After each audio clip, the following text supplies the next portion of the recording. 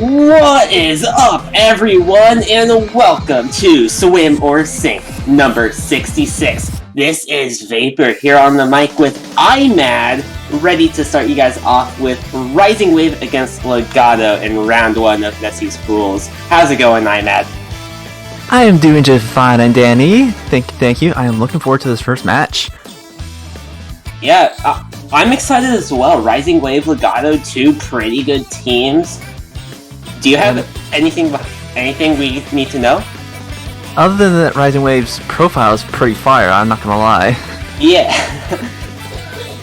True. Like, very nice, very animated.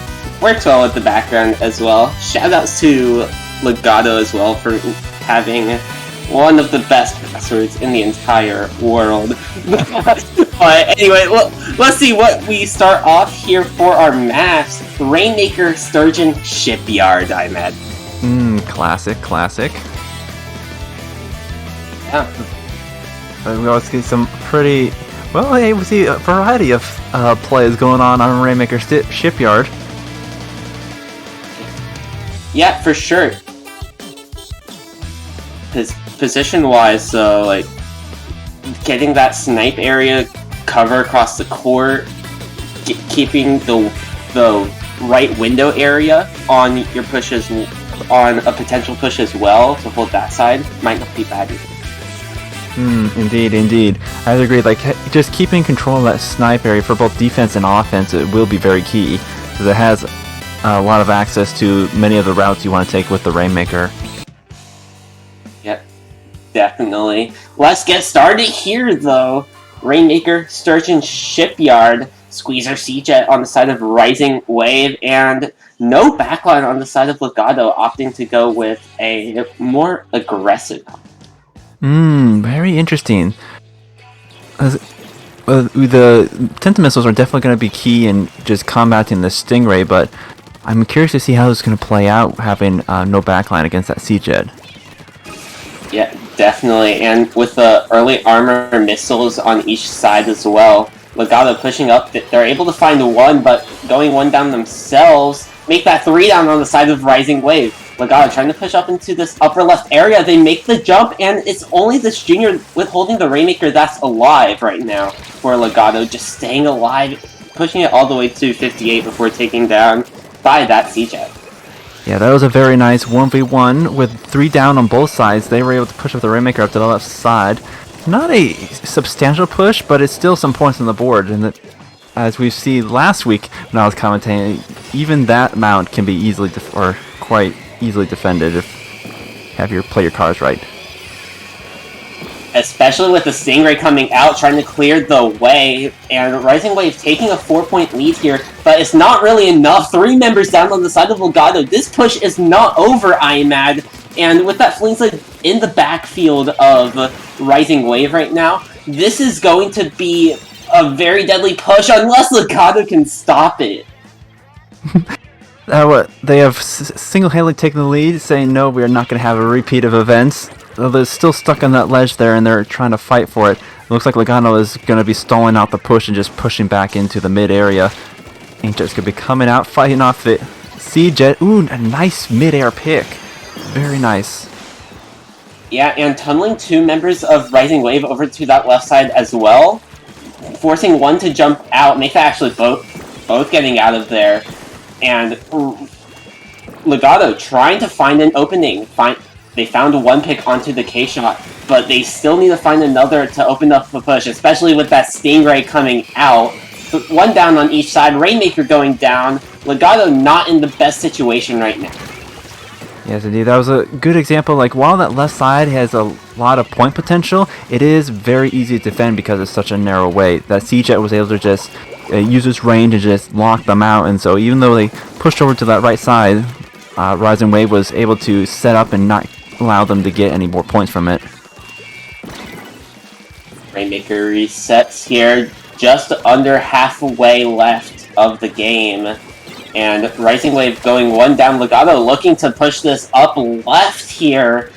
Able to get it up there, pushing this lead. They do get the lead. Spinner is down. Rainmaker goes down. 5-point game here. Nova trying to find a pick. That's going to be a full wipe on the side of Legato. Rising Wave quickly pushing back into mid, and watch out for a quick push. Missiles out.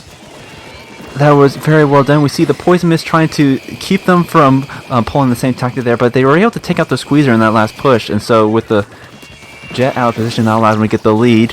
And now we see the Rising Wave trying to go up that left side, taking down one member of the Legato.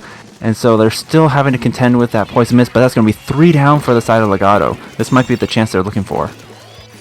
It's picking up the Rainmaker there as well. Rising Wave is ready to go. If they just jump off that ledge there, they could get a huge point chunk. 2 down on the side of Legato. They're not going to risk it. Make that one more member of Legato left alive right above the Rainmaker. No lead switch. Legato holding on for a little bit longer. It was very well executed. Down to another 1v1 there with the Rainmaker not able to quite sneak past, but it was going to be a bit of a reset there for the mid area with 1 minute left to go. Yeah, 1 minute on the clock. As he did say, Kipu underneath popping out some Storm, trying to reposition Rising Wave. This C-Jet and make that 3 members of Rising Wave on this left side. They grab the Rainmaker, and they're going to try to find the push here. And we see a bit of poking action from both sides. While Rising Wave is in control of the mid area and the Rainmaker, they're having a extreme range advantage here. Just biding their time as we get down to the last 20 seconds of the match. That's going to be 3 down for the side of Legato, and they're going to be pushing up this left side with the Stingray just clearing the way. Ooh, this might be what they need to get this lead. And they take the lead by 3 points. 8 seconds left on the clock. Legato needs to grab this and move it out. 3, 2, they do finally pick it up. And now they have 60 seconds left on this Rainmaker timer. We're getting into overtime. 3 points is not a bad lead. If they are able to take their time and just do this. Oh, well, never mind. That's going to be to Rising Wave.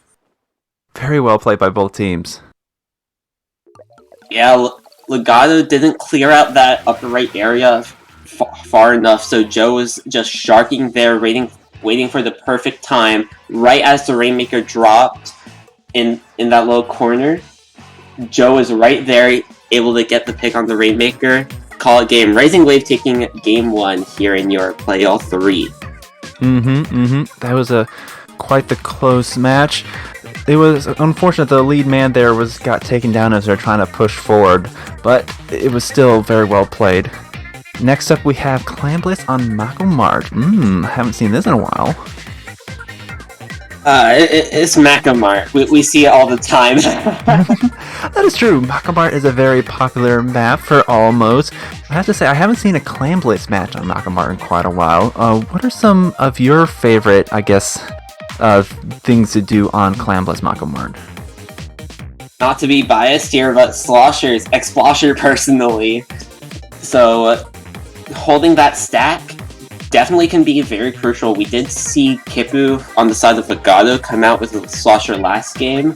Let's see if Rising Wave switches up a bit. We did see a lot of range, Squeezer, C-Jet, and even a K-Shot. A lot of flexibility on the side of Rising Wave on how they want to play aggressive and defensively.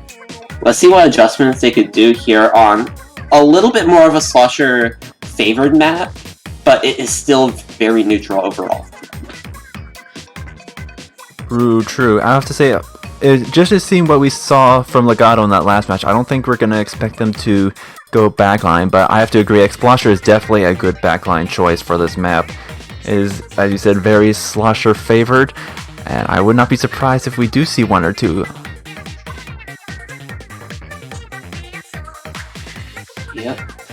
Everyone is readied up. Let's get going here. Clambliss on Mako Mart here. Game 2, round 1 of Nessie Pools here on Swimmer Sync number 66. Let's see what they bring out here. As you say, the stacks are going to be a very crucial area to keep a hold of, as they are pretty much the highest point on the set or the mid area. So it's going to allow them both for the advantage and the high ground.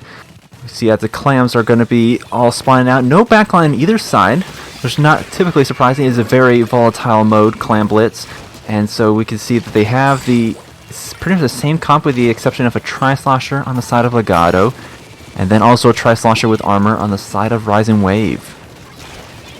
Yeah, and the Flings of finding one member, I'm pretty sure that was the 52, but with two members down on the side of Rising Wave, Tugster pushing up here, getting a few points on the board, and some more follow-up from Legato. 62 points remaining left on the clock.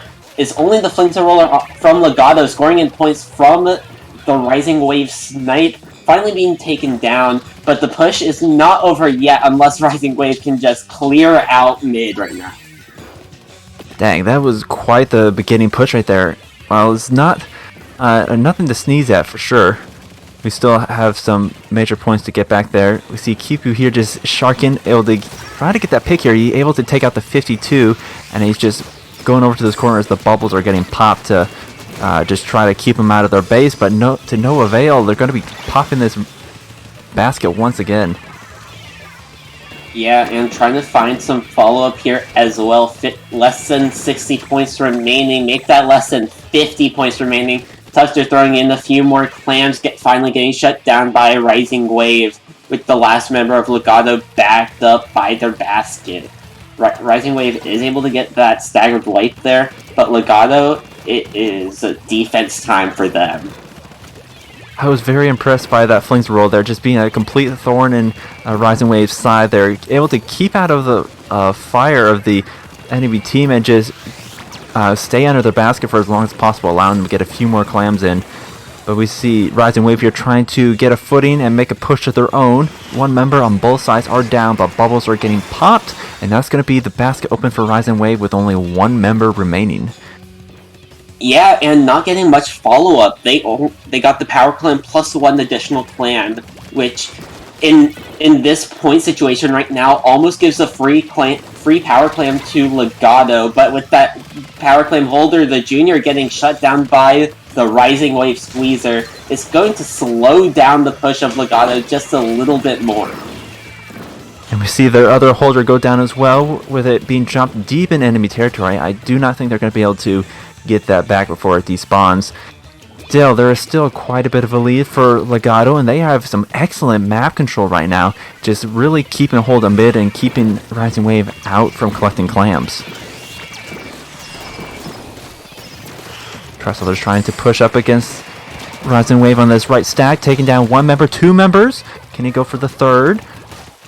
Ooh, they're weak. They're all pushed up on that right side there, and no, the Trestler gets taken down by the squeezer. With only the junior remaining, the 52 here is going to be pushing up with almost a power clam. Yeah, Rising Wave does have this power clam ready to go, trying to find a few picks to make a push. 28 clams in favor of Rising Wave right now. Booyah out, Bubbles out, here comes one power clam. It can all go downhill from right here, but be careful of that Flingza roller from Legato. Clearing up really quickly, leading that squeezer, last one alive. Not going to take lead just yet, but we still have just over a minute left in this game. They were very close in the last match. I think they had just enough clams in order to do that, but unfortunately that Flings, as you said, coming in once again, just shutting them down.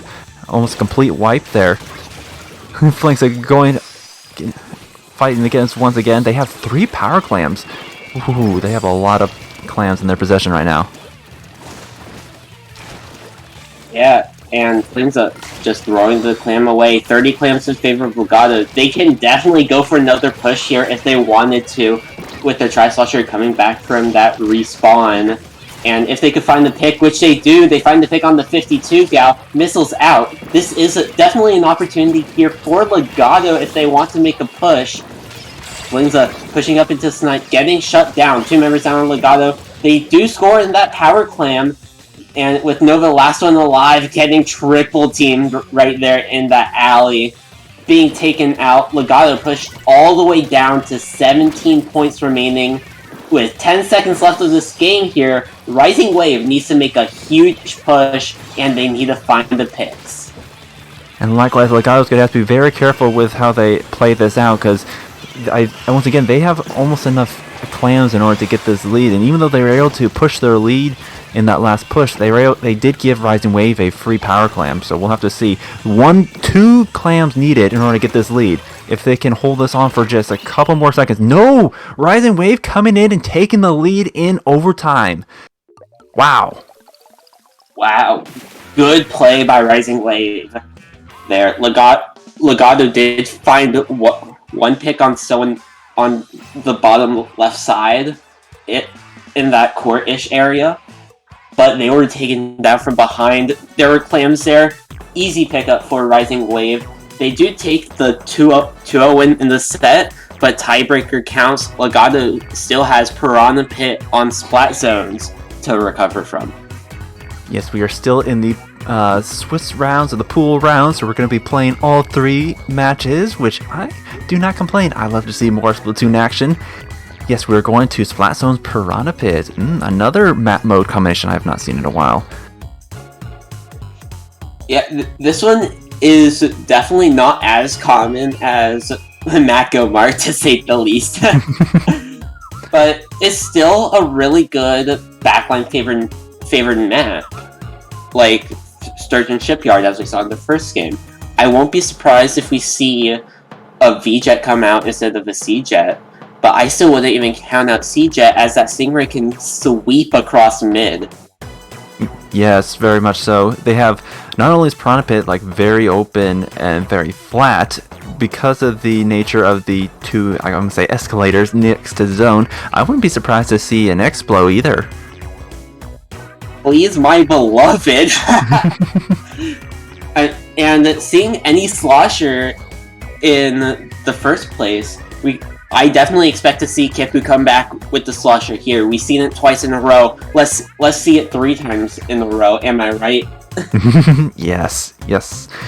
I have to say, though, it is going to be very handy for being on the defense. There's some ledges that they have to get past in order to get out of spawn, but because of the flatness of the map, it could also play against them, as sloshers don't tend to have too much paint output on their own. So we'll see how this plays out.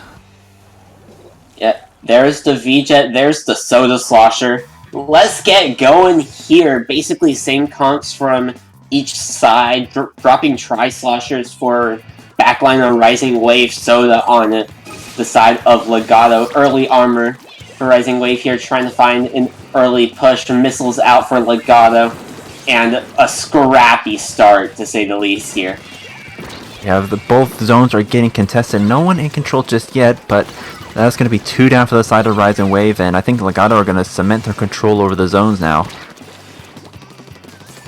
And with the Inkjet pressuring Cam from Rising Wave back all the way into their useless area, Joe popping Booyah right onto the zone, getting the neutral there, finding one pick. 2 members down on the side of Legato here. Joe trying to find one member on this north side ramp, jumping out.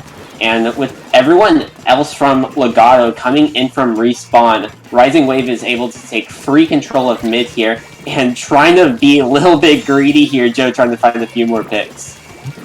Doing an excellent job of just trying to keep them from dropping, keep them out of mid. 2 members of Legato are down. Rising Wave taking the lead here and still gaining some points. Definitely Inkjet and missiles both ready on the side of Legato, compared to the 3 specials on the side of Rising Wave. Here comes Inkjet, here comes the missiles from Legato, trying to push in here. The Inkjet does get shut down by those missiles from the C-Jet. Here comes Burst Rush from the Soda Slosher, neutralizing zone for a moment, but that's going to be another wipe on the side of Legato. Rising Wave, less than 30 ticks left on the clock, trying to shut this down right here, right now. Yeah, that was very unfortunate. Honestly, a very well-placed Booyah Bomb, I have to say. Canceling out that bomb rush there, and then the unfortunate bomb just taking out the Slosher. Junior, last one remaining, is going to be jumping out, and Legato's able to take back the zones with 10 points remaining on Rising Wave's counter. Yeah, but don't count out that 68-point penalty too. 2 down on the side of Legato, though. Penalty broken. Let's see if Rising Wave can neutralize the zone. They do get the neutral here. Missiles out. And zone going to flip back in favor of Rising Wave. 1 down on each side here. And very neutral at this moment until we find a few more picks. Yeah, Rising Wave here just eating a bit out of their penalty. No one is in solid control just yet. The Mini is sure going to town on this right side here, just keep control of that ramp. Unfortunately, the splash does come and take them down and keeping the zones in neutral for the time being. Legato's pushing up, going up against the Booyah Bomb. Almost to the point of the zone, but no, the Inkjet's gonna be taken out. Yeah, that 52 able to shut down the Inkjet, finding another one, going in for the triple, not quite yet, but zone goes in favor of Rising Wave. Joe pushing down that right side, pushing back Legato a little bit more, neutralized for a moment, but the members of Rising Wave still alive before the Junior ends up going down. 2v2 situation on the field, Joe goes down, last one alive on Rising Wave is that V-Jet, which is getting rushed by that Junior. Zone flipping, that's a delayed wipe on the side of Rising Wave. Legato holding this zone, trying to hold these sides as well. Burst rush out. They have armor online too. Inkjet ready. They are all ready to go and stop another push from Rising Wave. Armor out, Inkjet out. Here comes Booyah from Rising Wave. The 52 does get taken out. 2 down. Make that 3 down on the side of Rising Wave as well. Still holding the zone. Junior, last one alive, forced all the way back into their useless area. We are getting down to the last 30 points. They are close to breaking this lead here. Unfortunately, 2 members of Legato do go down, and they are so close. And the specials from Rising Wave are coming out. The Flings are just doing his best to keep control of zone, but unfortunately, it does go back and under control of Rising Wave, adding on a 47 penalty to Legato. Flash is going to be holding this right side here. A V-Jet going down. 52 trying to take down the Splash. The Splash is just holding on. The bomb finally does take them out, and 2 members of Legato are down. 3 members, actually. That's going to just solidify Rising Wave's hold as we get to the last 15 seconds of the match. Yeah, and we are still in knockout range as well. 8, 7, 2 members down on the side of Legato. They have to go in for the cap. 3 down on Legato. They do get the neutral, but that's not going to be enough time. Rising Wave, not getting the knockout, but will come away with this 3-0 victory. Well, that is a lot of yellow on the map. Nonetheless, well played by both teams. They were able to hold on, keeping them getting the knockout, and honestly, it was very evenly matched throughout the entire set. Definitely. Just mistake after mistake. Legato just got rushed down or weren't able to capitalize off of what Rising Wave did, which ended up losing them all the games, but this was still very competitive at the end of the day. Indeed. I have to say, that view we had from the 52, with just the missiles coming in, the armor getting popped, it was a scary sight with the Inklings and their glowing eyes just rushing them down. I would have ran too. I would have as well, to be honest. But with that, I think it's time we take a quick break here as we wait for round 2. Don't change the channel. We'll be right back.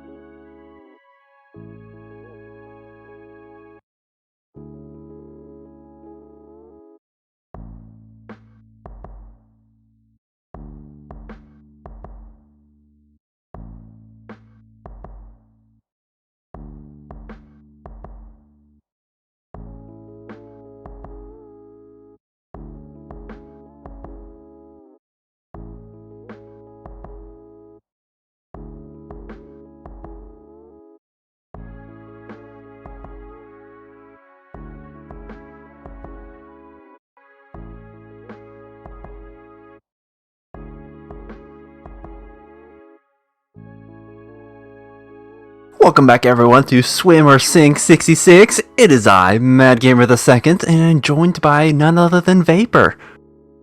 Yo, welcome back.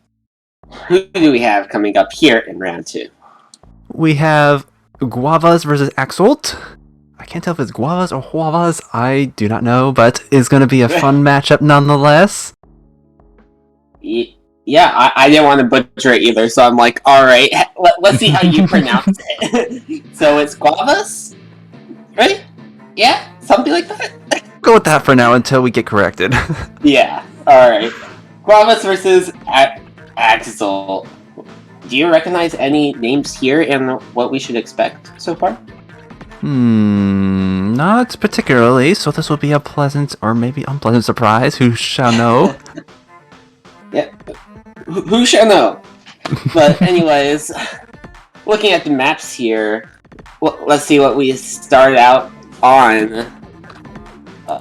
For round 2. Yeah, we have... for round 2, we have... Tower Control on Manta Maria. Starting out. Very nice, very nice. I am a big fan of Manta Maria, not gonna lie. It is another backline favored map. And we see that charger coming out. Ooh, an ink brush. Huh, surprises indeed. This is Tower Control with ink brush. Very interesting, but let's see how it works. Brush Nouveau, so running baller as well. Honestly, might be the worst option here, but quickly missiles out for aXolt, and one of the members of guavas getting taken down, and make that a 3v3 situation. Armor up for guavas, and aXolt pushing for this first checkpoint. Another going down on their side, but checkpoint not dropping yet, but aXolt is in a lot of control right now. Yes, indeed. They are pushing up that left side, taking control of that first checkpoint, and already on their way to taking that second one. The brush is trying to do its best to defend here with that bucket going down. They are heavily outnumbered at the moment as their team is respawning, but they weren't quite able to get the checkpoint just yet, but that's not stopping them. Yeah, not stopping them at all, getting past that second checkpoint too. Armor up for aXolt, 2 members down on guavas, make that 3. It's only the ink brush left alive. I have no idea where they are, but Ozuna is just holding this mast right now, trying not to let guavas get out of their spawn. Yes, they are doing a fantastic job of just keeping them from trying to stop the tower. Nonetheless, everyone but the charger is down, and guavas are able to take back control before they're able to get that third checkpoint, and they're pushing back into mid with specials online. That was quite the first push, not gonna lie. Yeah, definitely pushing it all the way down to 17 points remaining, breaking 2 of those 3 checkpoints, and even getting some points off that third checkpoint. Finding one member charger last on the life for aXolt, deciding to jump out here. But this ink brush in this upper left area just dancing around here, avoiding charger shots. And going to try to find one, unable to get a pick there, but Tower going past that first checkpoint here. As we see 2 members of the guavas do go down, they do take that first checkpoint. The ink brush is jumping in and unfortunately gets taken down. That is going to be a delayed 3-man down for the side of guavas as aXolt are once again in control of mid and the tower. They're already pushing up to the bunker and the left side there, preparing for that last checkpoint push. We'll have to see what guavas are able to pull out here. Yeah, jumping off into this snipe area, Sunshine just backing out, staying alive. But with 2 members of guavas up there, you gotta be careful, especially with one being a tri-slosher. One member of aXolt jumps away to their teammate, the tri-slosher ends up going down. And just like that, very stalemate game right now. Yeah, we have a very strong contention of the mid area with a lot of poking on both sides. We see a little bit of a cheeky flank coming on this right side here. There's the Splash Shot trying to get the jump on the brush as they pop baller. And they are unfortunately almost going into the void here and just trying to get a foothold in order to get that tower moving again. Yeah, and with the one member down on each side, make that 2 down on the side of aXolt. Guavas pushing up. They see that charger. They want to take out that charger as well. Brush clearing out a bit, getting a lot of paint, pushing up a bit, getting that baller, but getting shut down by that charger. What a shot! That was quite unfortunate for the Brush, but quite the shot for the charger, as you said, as a rogue bomb unfortunately comes out to take them down. 2 members of aXolt go down, but missiles will be popped to keep them from getting too much of an advantage as they're respawning. The Brush just running around trying to keep control of paint. It is once again very back and forth in this mid area with 40 seconds left on the match. A-shot here in mid, just trying to stay alive, but was the last one alive for Guavas here. And aXolt already pushing up. All the members of Guavas coming in from respawn. Tri-Slasher getting set up nice and comfy in that bunker area as well. Armor ready, bombers ready for their charger. 17 seconds left here on the clock, but Brush coming in, trying to find the pick on the try, but Ozuna making some nice maneuvers around staying alive, but the Brush going down finally. 3, 2, 1, the junior's last one live, getting picked off, and game 1 here going to aXolt. That was going to be a tough one in order to come back from, with the aXolt just getting, as you said, nice and comfy in the enemy quarters. Just keep getting ready to keep them off that tower there as we got to the last 30 seconds. Nonetheless, very well played. And that first match is going to go to aXolt. One strong push for aXolt is all they needed there. They broke through 2 checkpoints and almost got through that third one too. Pushing it so far where Guavas had no chance to get back. Anyways here, game number 2, Rainmaker on Snapper Canal. This is also good, or I'm going to have to say this is probably going to be another back my favorite map, but as it is Rainmaker, I can't say for certain. Stingray is probably going to be out as well, as a high likelihood of that. Yeah, Stingray, not bad. You could freely cover one side of the fence, and if you push to one side, you basically need to commit all the way through. So that's going to be something you have to look out for. Sloshers as well. Once again, if you get control of the hills, slosh down from the hills, it covers that hill basically with your whole paint. Yeah, going up that left side is the safer route. It is also the best way to position a Stingray for the offensive, but going up that center route will be, I guess, a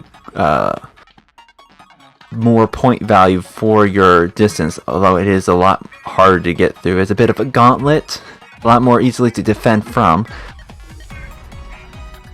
So we'll just have to play your cards right and just see how the match plays out, I suppose. Yep.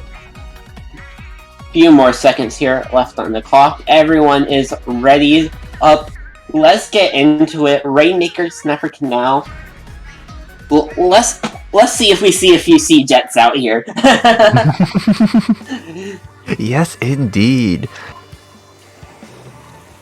Ooh, we see a vanilla charger coming out, and the return of the Brush.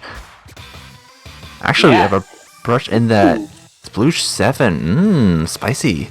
Yeah, very spicy. Charger, not a bad option either. Running Splashdown Brush here as well. Could get those easy insta-pops on that Rainmaker shield. Plus the Sploosh 7 shreds that shield to pieces, to say the least. But with aXolt going 1 down early, and Splashdown coming out, trying to find another pick, unable to 3v3 here on the field. Make that 2 down on the side of Guavas. And aXolt ready to find a push down this left side. Yes, indeed, they're setting up for a nice push as their 52 does go down, but Stingray is going to be popping out. Guava is going to be coming up trying to keep them out. This is a very bomb or splat bomb heavy comp here, with all except for the K-shot running just a regular splat bomb. Suction bomb for the K-shot. The nice hammer trade right there, just keeping them from setting up too comfortable in this left side here. And that's going to be 2 down for the side of aXolt. And Guavas are going to be pushing up and taking control of the Rainmaker. What a shot by Sunshine! Finally goes straight pick onto the ink brush of Guavas, making them go back to that spawn shield very quickly. With that Booyah Bomb ready as well, aXolt is not done with the push, even after the Rainmaker resetting. 1 down on each side, pushing up here, that make that 2 down on the side of aXolt. Guavas needs to be ready for a push, but the Booyah Bomb slowing them down. They are able to find the pick onto the 52 gal, but they gotta start moving this sooner rather than later. You see that Stingray popping out, covering their back end. That's going to be 3 down for the side of Guavas. Unfortunately, the Sploosh is the last one remaining, and he is quite outranged here with that K-shot coming in trying to push them out. aXolt going to be going up the middle area, getting ready for a nice point gain. Ooh, already down to 40 here. Just got a little bit left to go, but Guavas are holding in, just trying to keep them from getting that knockout. Yeah, and with aXolt pushing it all the way to 22 remaining, this is definitely going to be hard to come back from. Booyah Bomb, that's going to be a full wipe on aXolt here. And ready to push once again. Guavas, they did score 30 points last time. Let's see if they could get even more points this push around. Sploosh trying to build up a hammer pretty quickly here, but gotta watch your back. And the Zap going down. Just like that, Ray is ready for the charger. Ray going down. Missiles out from aXolt. And with only the K-shot left alive on the side of Guavas, they're forced to back up before aXolt just rushes them back to their spawn shield. Yes, the Sploosh are doing a fantastic job of just protecting the Rainmaker, allowing the Rainmaker to utilize their longer range, and then just keeping the back end safe, taking down that end zap there. They do, unfortunately, their brush goes down. aXolt is in control of Rainmaker once again, but the hammer gets popped and takes out that K-shot. Yeah, Sploosh is here ready to fight, that's for sure. Gotta watch your street as well. Rainmaker goes down. Sploosh trying to find the pick, getting 2 members weak. They find one, they find both. It's only the charger left alive for aXolt here. In trade for that Sploosh on the side of Guavas. Stingray ready, and here it comes, trying to shut down this Rainmaker before the push even starts.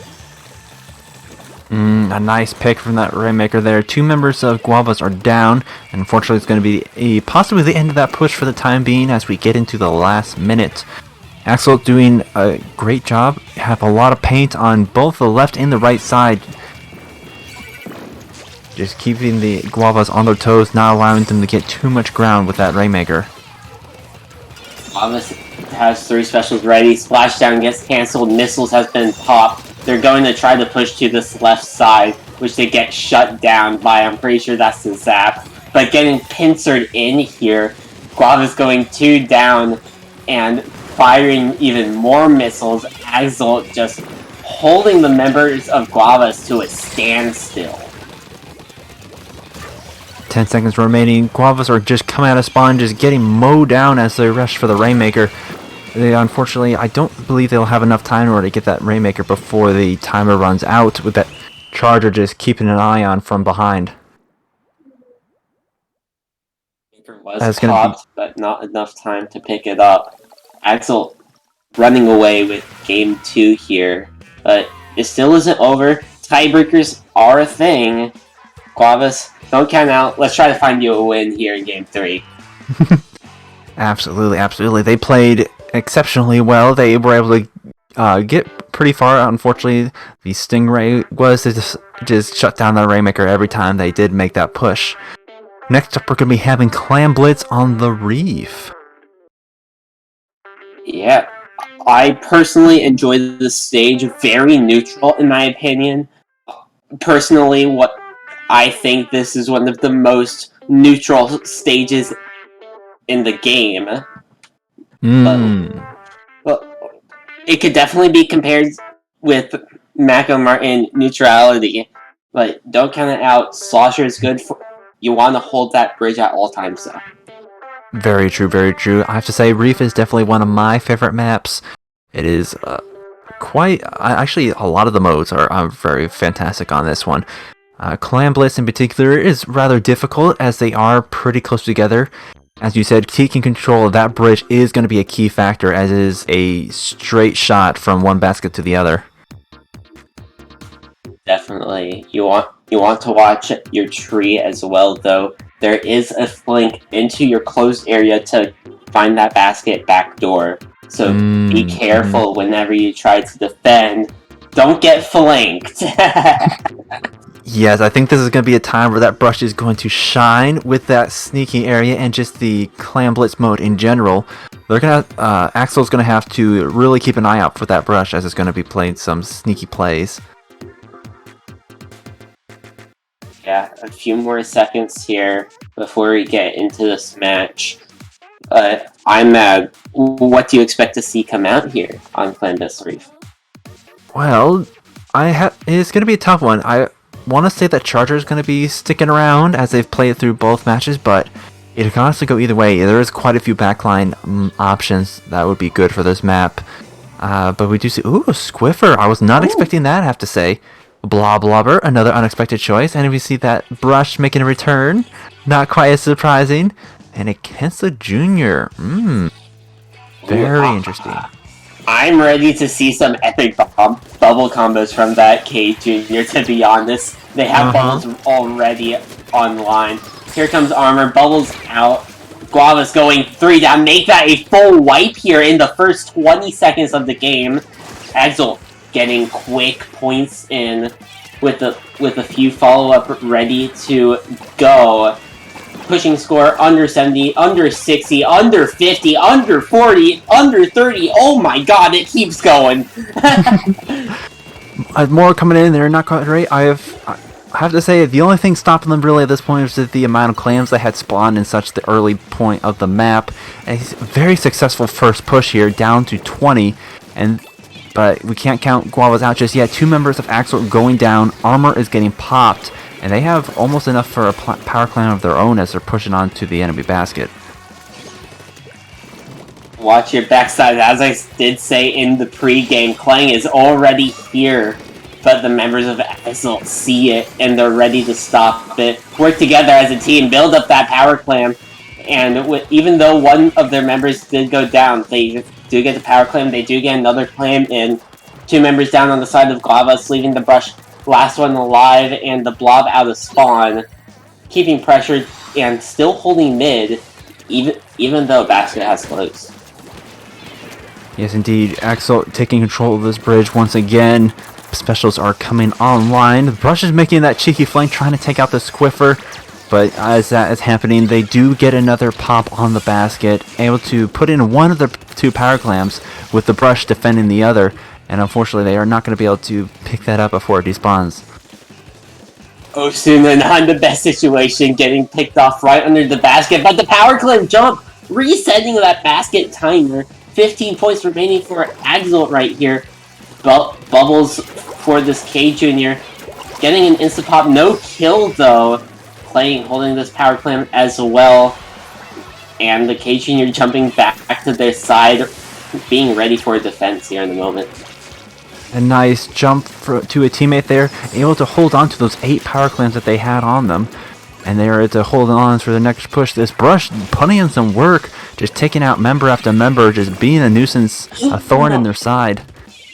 But from the back door, though, this K Jr. is already there. 12 points remaining on the scoreboard for aXolt, but Guavas got back fast, not allowing too many points to go out of hand. That being said, we do see a number 3-man down for the side of Guavas, and they are aXolt is already looking to get another push in. Yeah, power clam ready, missiles out for Sunshine here on these dually squelchers, and with 4v4 here on the field right now. Throwing some sensors, try to find some marks. If they can find the pick on that brush, which they do, but their Squiffer goes down, make that 2 down on the side of aXolt as well. And with this blob under the bridge, unable to find the pick there, but the slosher from aXolt finding one member of Guavas.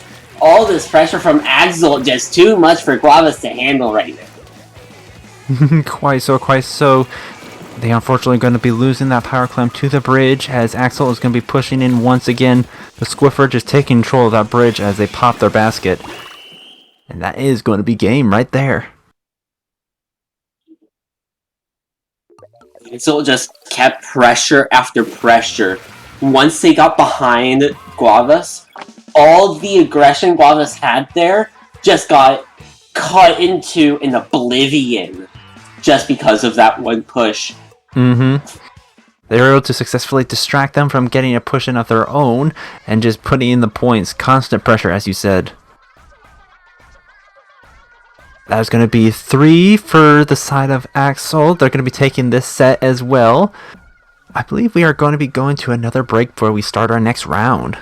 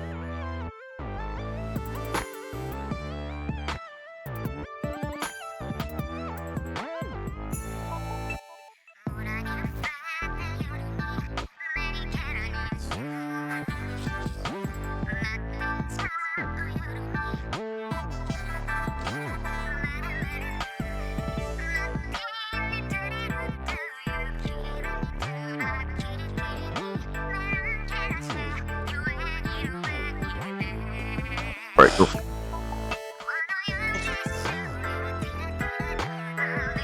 Welcome back to Swim or Sink number 66. We're here with round 30 of groups. This is Vapor on the mic with I'm Mad, ready to come here and commentate the exterminators against Infinity Rain. Yes, I'm here. This is gonna be quite the matchup. I am not gonna be able to pronounce any of these names. Yeah, this is going to be something, that's for sure. I have no idea who's going to be here playing. So let's just get going. Spot Zone's Inkplot Art Academy. What could we possibly see to come to the stage? Many things, many things. It can be both a very aggressive playstyle or even a backline playstyle. Either or works here. It is going to be quite the place for rollers. We got a nice ledge there for them to camp under. For zones in particular, because there's going to be a lot of focus in that mid area, a lot of defense in that mid area, is going to be, you're going to be cautious trying to get out of spawn when you're getting back into the zone area because of those lurkers, as you would say. Definitely. And you gotta watch right below the ledge too.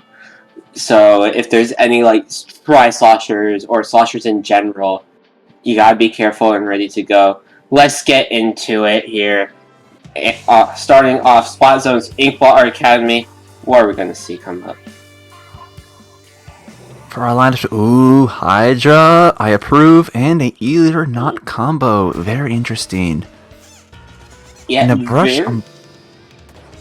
Got the dual brush going on here. Ooh, Ink Brush versus Octo Brush. Definitely going to be interesting. Let's see what happens. Throwing bombs on the zone. And Exterminators getting a quick cap there. Hydra getting picked off early on the side of Infinity Rain. And just neutralizing the zone here early on. Painting up this NZAT.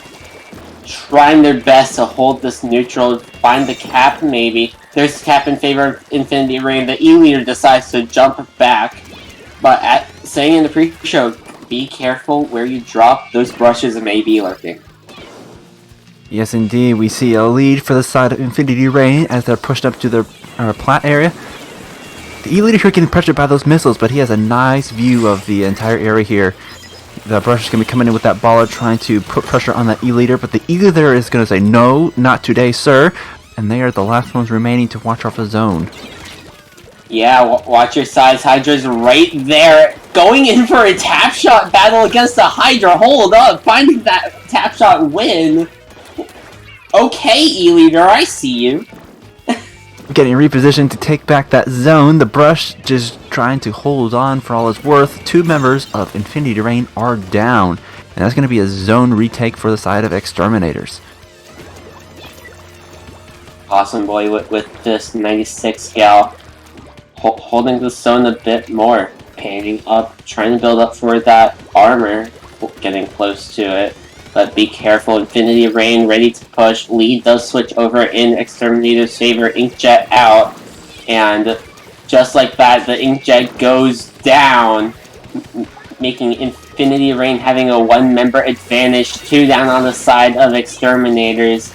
And with the zone flipping right there, Awesome Boy popping that armor with all their members alive, but the brush is just right there getting a trade. You see that that Hydra there trying to hold on the zone, but the E-Leader pops them off that tower. 4 members of the side of Infinity Rain are down, and Exterminators are still holding on to that lead as they push into the enemy plat. Brush is just painting up with that knot on the block there. Not a whole lot of room to maneuver for Infinity Rain. They're going to have to really take their time that they may not have in order to push back into zone here.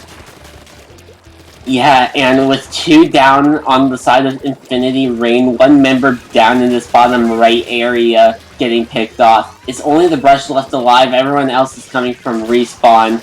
Brush almost getting picked off by the opposing Octobrush, but with 2 members down on the side of Infinity Rain, we're coming into the last 5 seconds. Another down. That's going to be game 1 in the favors of Exterminators. It was quite the action-packed match. It's going to be, it went very back and forth, but as you said, Exterminators coming out on top. It is quite unfortunate. Hydras don't often come out on top in a matchup with an E-Leader. That 1v1 was quite unfortunate to be sure. Yeah, and game 2 coming up here.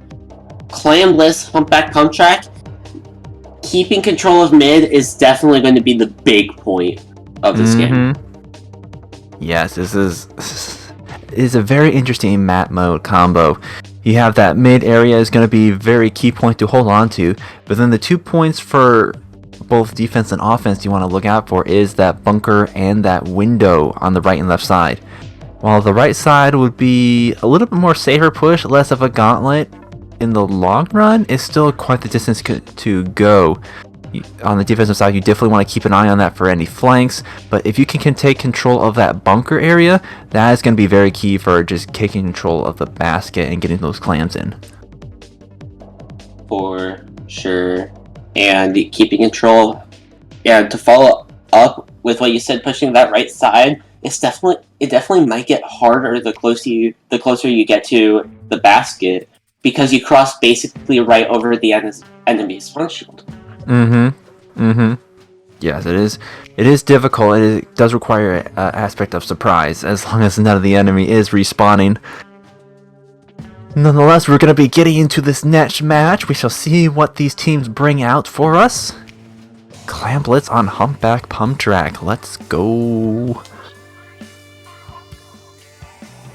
Coming out here, Hydra coming right back. E-Leader coming right back as well. No sloshers. I am pretty sure this is basically the same comp on each side. I see a double K-shot on the side of Infinity Ray. Very unusual choice, but I have to say we'll have to see how this plays out. Still, the brushes have returned. No inkjet as far as I can tell. This will be very interesting, very interesting. For sure, and with the Octobrush going down, Exterminators have to play a little patient right here. Missiles coming out as well for Infinity Rain. Splash forced to back up, Bomb Rush out. Trying to slow down the push of Infinity Rain here really quickly, but moving over to that right side. Giovanni finding one. Two more members over here. Hydra going down after holding that power claim. That's going to be 3 down on the side of Infinity Rain. Last one alive is that brush in mid, but E-Leader is just holding them off, almost finding another pick. Yes, indeed. The Splash there doing a fantastic job of, as we said, keeping control of the mid area while also holding on to that bunker, not allowing them to get any sort of footing for a push, and then proceeding to get a triple out of it. Hydra's going to be watching the left side. 2 members of Exterminators are down, and that's going to be their power clam despawning as well. Ooh, 3 members of Exterminators are down. Yeah, and the last member just sneaking away somehow, some way. But they're still alive over on that right side. Finally getting out safely. But this Hydra is holding mid right now to the best of their abilities, marked by that power clam. Armor ready, but the brush able to take them out before going down themselves. 3 down on the side of Exterminators, make that a full wipe. This is the time for Infinity Rain to push up and open up this basket. Let the clam flood come in. 65 points remaining, make that less than 60. And Exterminator's trying to clear up right now, taking out 2 members of Infinity Rain and hoping for the bleeding to stop. Yes, the E-Leader had quite the presence on that middle map there, keeping that Hydra pinned down as the brush snuck up on him. But once they took down that E-Leader, and along with the rest of their team, they were able to sneak in through their pit area, through that trench, and just get under their basket for that push. Nonetheless, Exterminators are coming back with a push of their own. 2 power clamps are going in with a hammer coming out, and that's going to be the lead for them. Yeah, and with another 3 down, this lead is going to continue rising up. E-Leader is in a good position to get a few snipes off as well, using that wall to their advantage, trying to find one. But 4 clams coming in from mid, 2 clams to win the game right now for Exterminators. They find 1 pick, but ends up going down. Basket closes. 47 clams into that basket for Exterminators. That was quite the push. They were just 2 points away from that KO, but unfortunately, or rather fortunately for Infinity Rain, they were able to get out and take down the team before they can get that KO, and thus they have a minute and a half left to bring a comeback. For sure. And with this K-shot finding another pick, the brush out of spawn getting picked off as well. It's only that 96 user who is marked by that power clam popping armor. the Hydra on the side of Infinity Rain did go down, but watch the right side as the K-Shot finally gets picked off by the Splash, coming in and finding another pick there, 2 down on the side of Infinity Rain. And Exterminators holding onto this lead still, but there is a very small penalty for Infinity Rain. Yes, indeed. We're down to the last minute of the match. Quite a penalty on both sides, but we do see Exterminators in control of the mid right now. That E-Leader just putting pressure on the enemy's side. But then we see the sneaky flank coming in, just taking out 2 members down. Ooh, it's just a mad rush for the basket right now. For sure, armor ready. And for Exterminators, their goal right now is just to hold mid and limit the clam economy of Infinity Rain. If they can do that, they could just win this game right here, right now, going to time. Power Clam is up for Infinity Rain, so this will go into overtime. Armor out for Exterminators, and with the brush going down, Infinity Rain trying to find a chance to make a play here. Hydra getting picked off. That's going to be a trade. 2 down on the side of Exterminators. The brush coming in, finding another.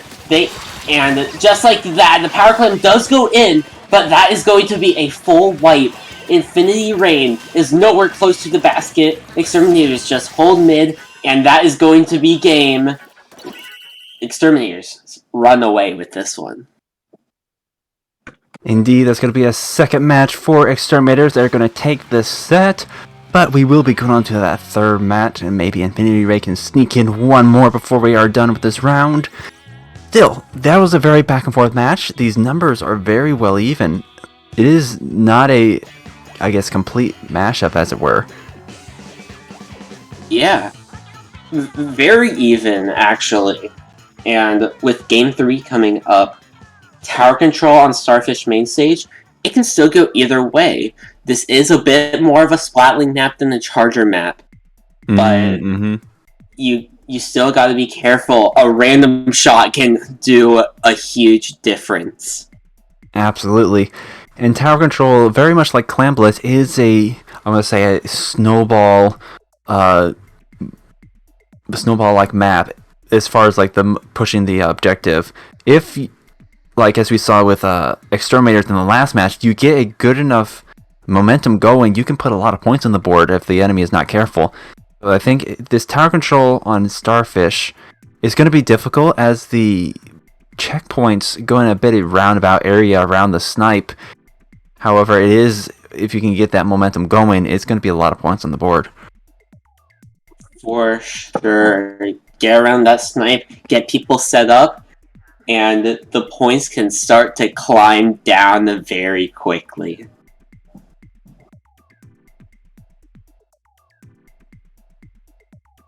I do agree.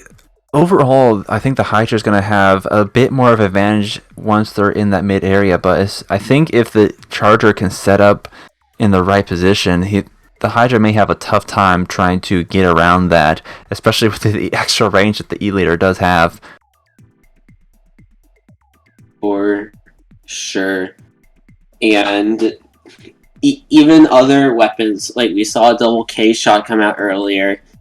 I'm pretty sure we saw a 52 gal come out in the set as well. Correct me if I'm wrong about that. But having missiles, having a Booyah Bomb option will always help, especially to try to stop a checkpoint or even make a push in. Yes, Stingray as well. The Booyah Bomb and the Stingray are very good for stopping that tower from continuing on. Missiles in general is just definitely going to be very good for zoning out the enemy and just trying to keep them away from the objective.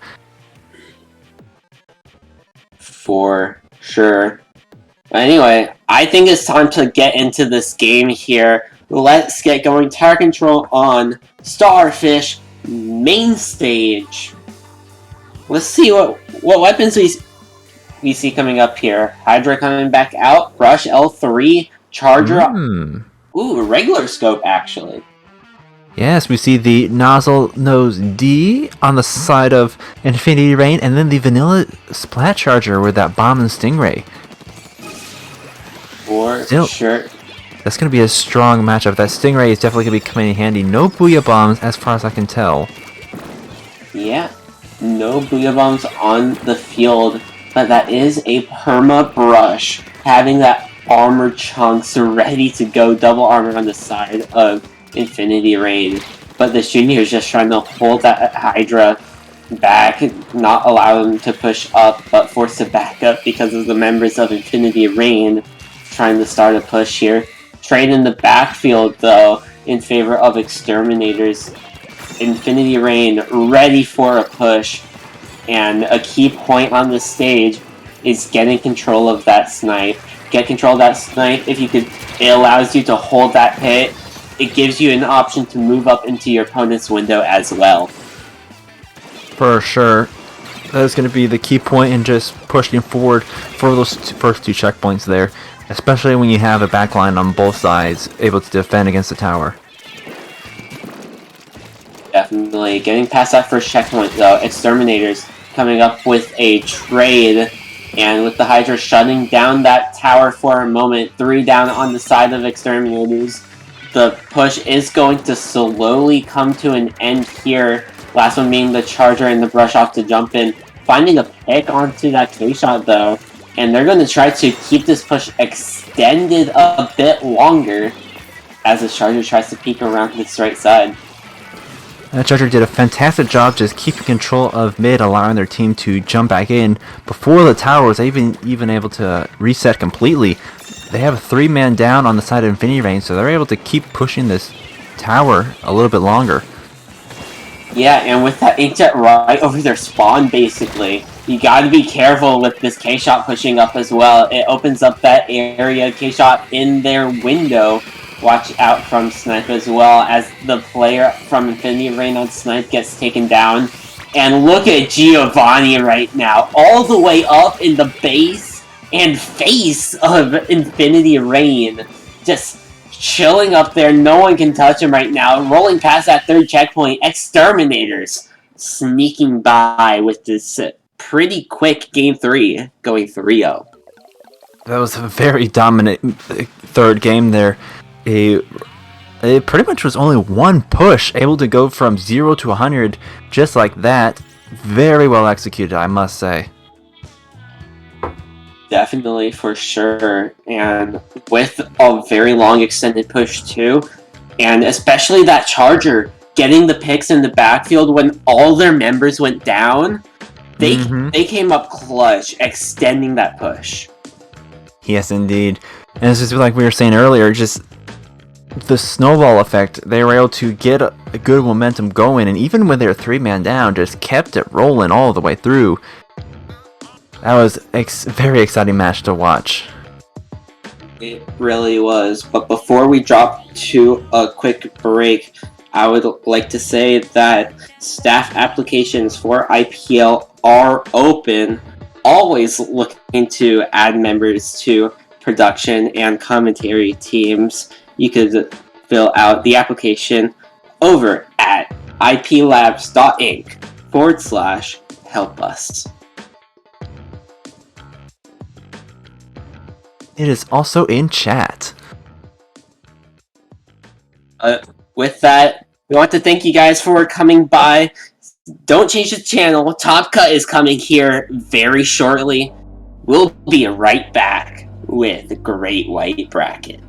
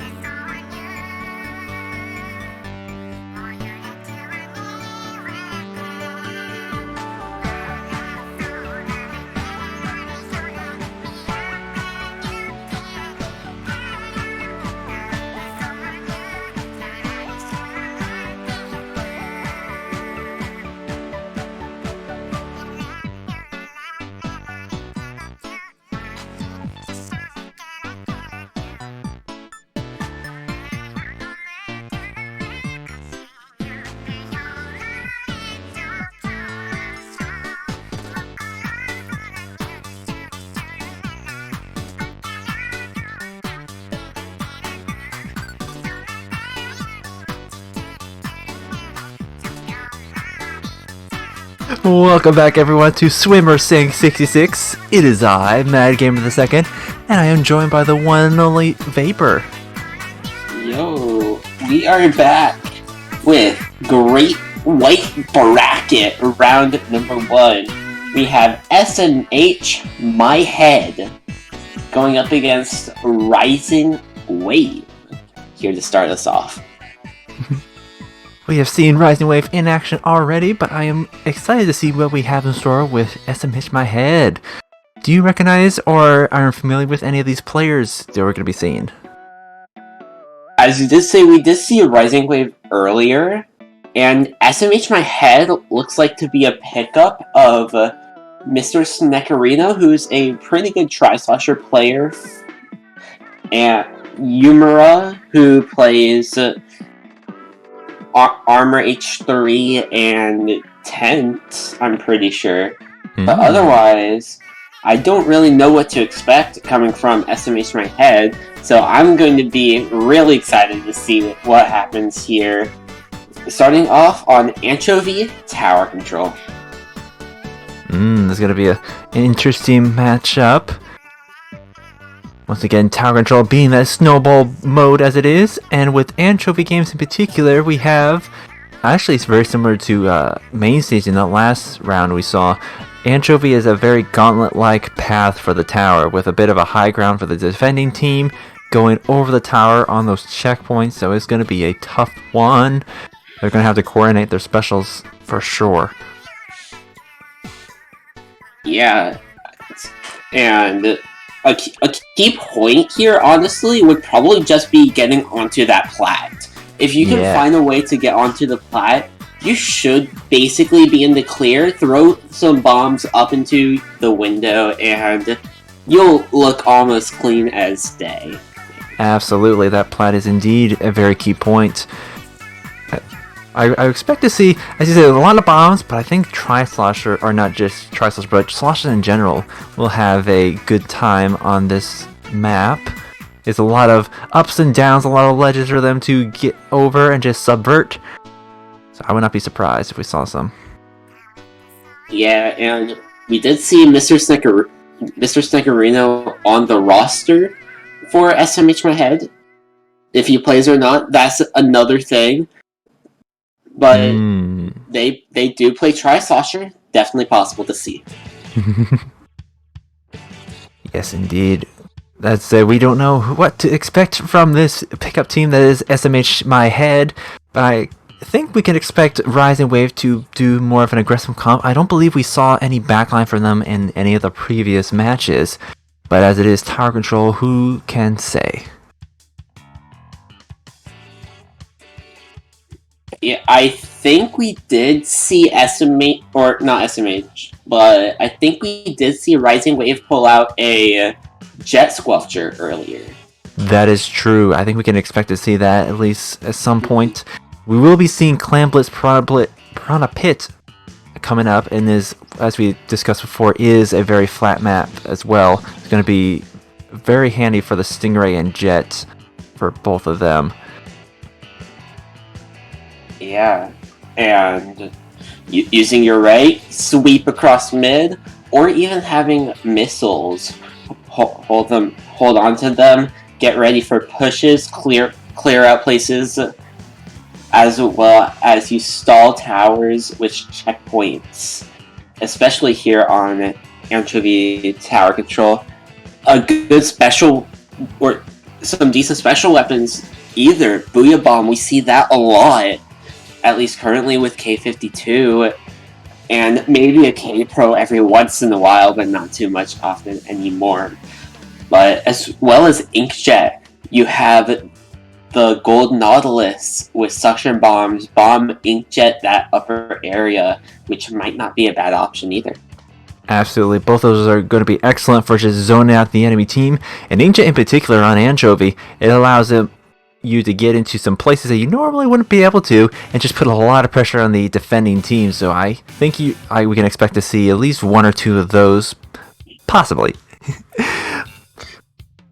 Yeah. And hopefully we could get started here in a moment. I don't know what's going on currently, but tower control anchovy, it is going to be very neutral, but after you get down that little lip after the second checkpoint heading to the third, it can go all the way downhill. Yes, once you get a good foothold in that area, it's going to be very tough to push them out. We are going to be getting started. Let us see what we have for our initial lineup. Ooh, a Squiffer and a Slashing Machine. Lovely. And then we have that K-52 with the Booyah Bomb. And then we see the return of that the words. The Custom Jet Squelcher. And the K-52 on the side of Rising Wave. And coming back with the Squeezer, though, but this Stingray plus a Joe on that K-52 finding 3 members of SMH My Head early on here, and this K-Gal from SMH My Head trying to look for a flank, but Rising Wave is already on the left side of that plat. Booyah Bomb ready from each side, and trading Booyah Bombs effectively. That was a very nice early push there, just effectively wiping them once again, continuing on with their push, and just taking absolute control of their plat here. Yeah, and the Squeezer finding a pick onto the shot user, and another pick onto the other 52 gal. Throwing those bubbles out, zoning out some area right now, but Rising Wave is just riding this tower, and here's the slip I was talking about. It did go down. It's going to be hard to come back, but you want to be careful and try to stop this. Murafan is able to find a trade there. 3 down, make that a full wipe on the side of Rising Wave. Bleeding is done for now for SMH My Head, but they have a long way to go. 2 checkpoints broken for Rising Wave, and got to that 3rd checkpoint too. Indeed, they were able to finally stop the push there, not too late, and they have plenty of time to make this comeback, although it's going to have to be a very strong push to be sure. Down to 20 points, they're going to have to get 20 points more just to get to that lead, but they do have 3 members down for Rising Wave, so already off to a strong start. Yeah, and with those 3 members down, they're already at that first checkpoint, and SMH My Head is ready to go. Stingray out, so you gotta move off that tower, just play safe. First goal right now for SMH My Head is to find that checkpoint if they can. They're able to find the pick, they are able to find the checkpoint as well, leaving only the K-Gal left alive on the side of Rising Wave.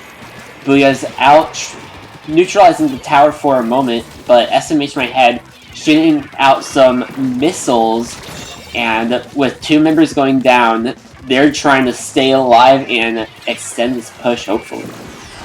Yes, SMH My Head had a very strong showing for that first checkpoint, effectively wiping them twice to get up to that far, but as we get into the gauntlet here, Rising Wave is just raining down fire from that upper area, keeping them from obtaining that second checkpoint and getting any more points further from that. As we see, there is a contention for that plat there. Squiffer doing a fantastic job of holding that corner there, but unfortunately they do go down, and it looks like Rising Wave is going to be taking control of mid once again. Just over 3 minutes and 15 seconds into this game here. The C-Jet does have Ray ready. Here comes Ray, here comes Bubbles. And the members of Rising Wave are going to try to clear out this plat right now. They are able to find 1, they're able to find 2. Pushing up the C-Jet on their opponent's fan. Plat is cleared and ready to go. Towers up on the plat too. This is not over yet, as Rising Wave is just trying to push this tower as far as they possibly can. Another Ray ready, but their Squeezer did go down. Ray being popped, 2 members down on the side of Rising Wave, but the Ray finding 1, finding 2. And with the K-Gal going down on the side of Rising Wave, it's only the C-Jet plus the jumps, and the C-Jet finding another with the first bomb. Pop off, C-Jet. Oh, yikes. Yeah, with a minute left remaining, it's getting very dangerous for SMA Shake My Head as members continue to go down. They were able to take out that C-Jet at the end there, but they have some ground to make up here. Several of the members of Rising Wave are holding onto that right side here, taking down 2 members of SMH Shake My Head. The Swiffer is able to find 1 member of SMH My Head. Armor out and bombs being chucked at the tower by Rising Wave right now.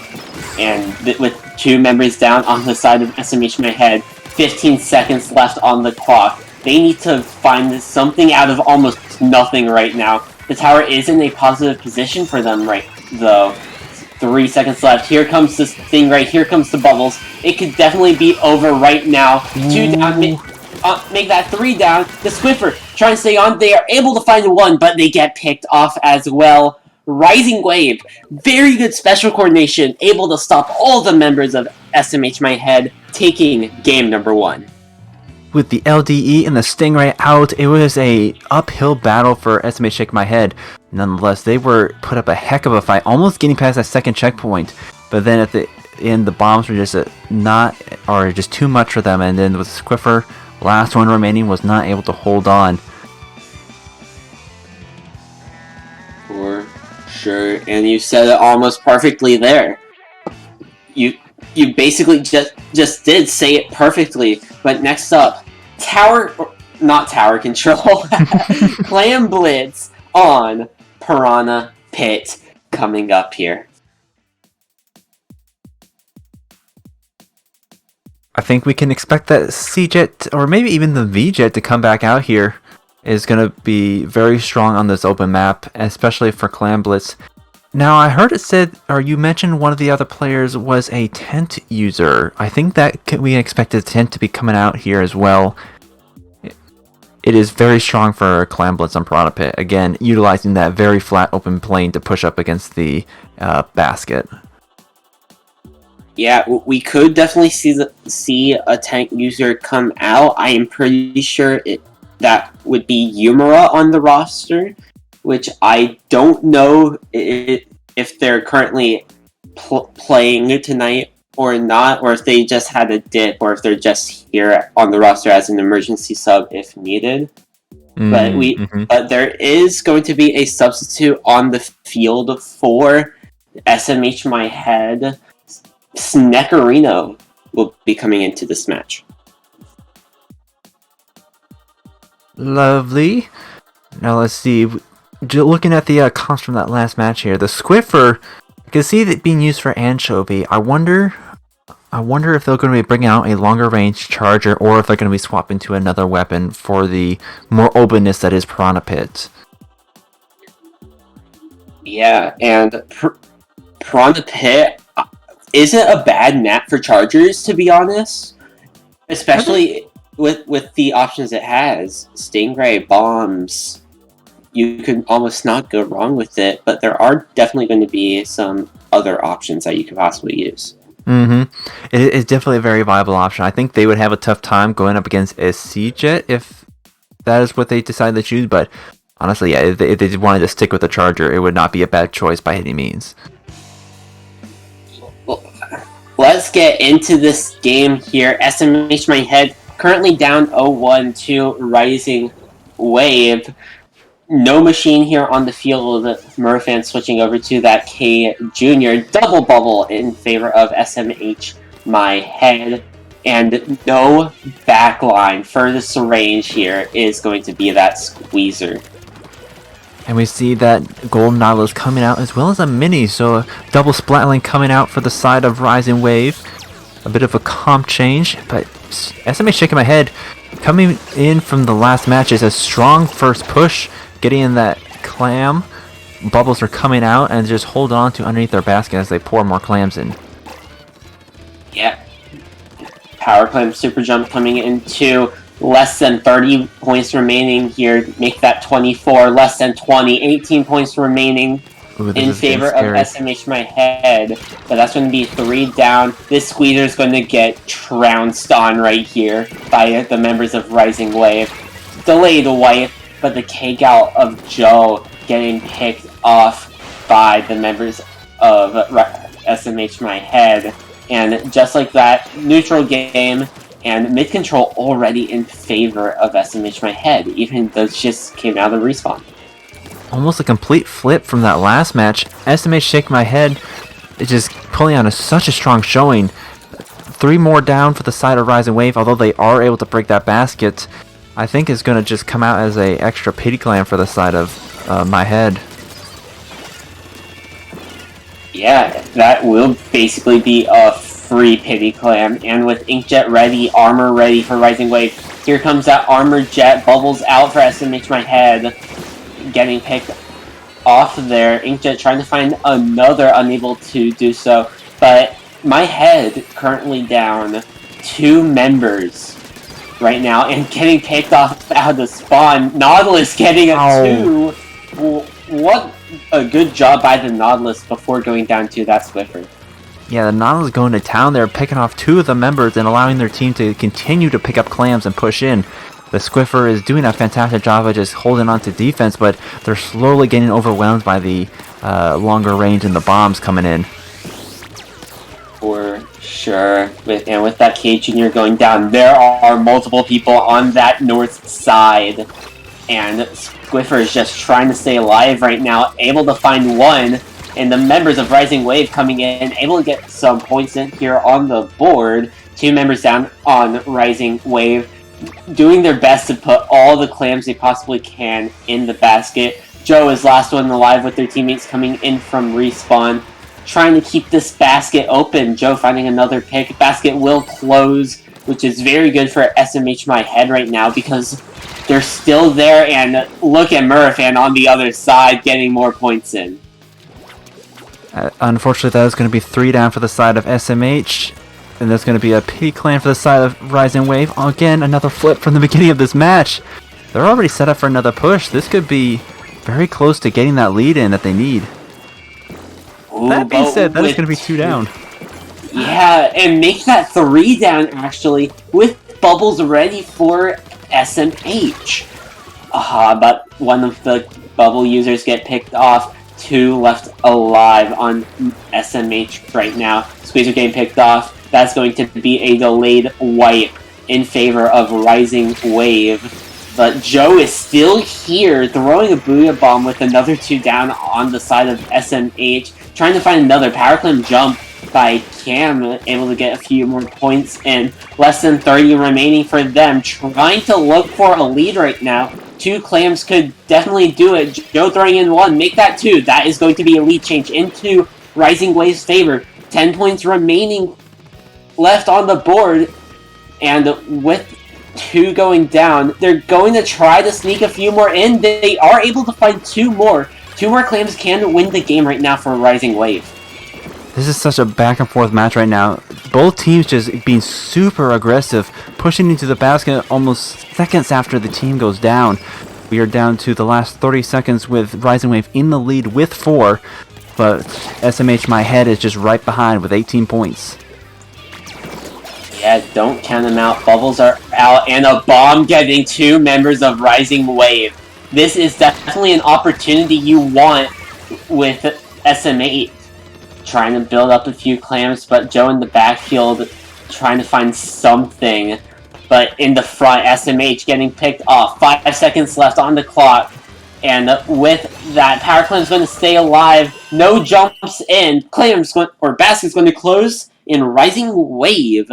Stealing this game from SMH, my head.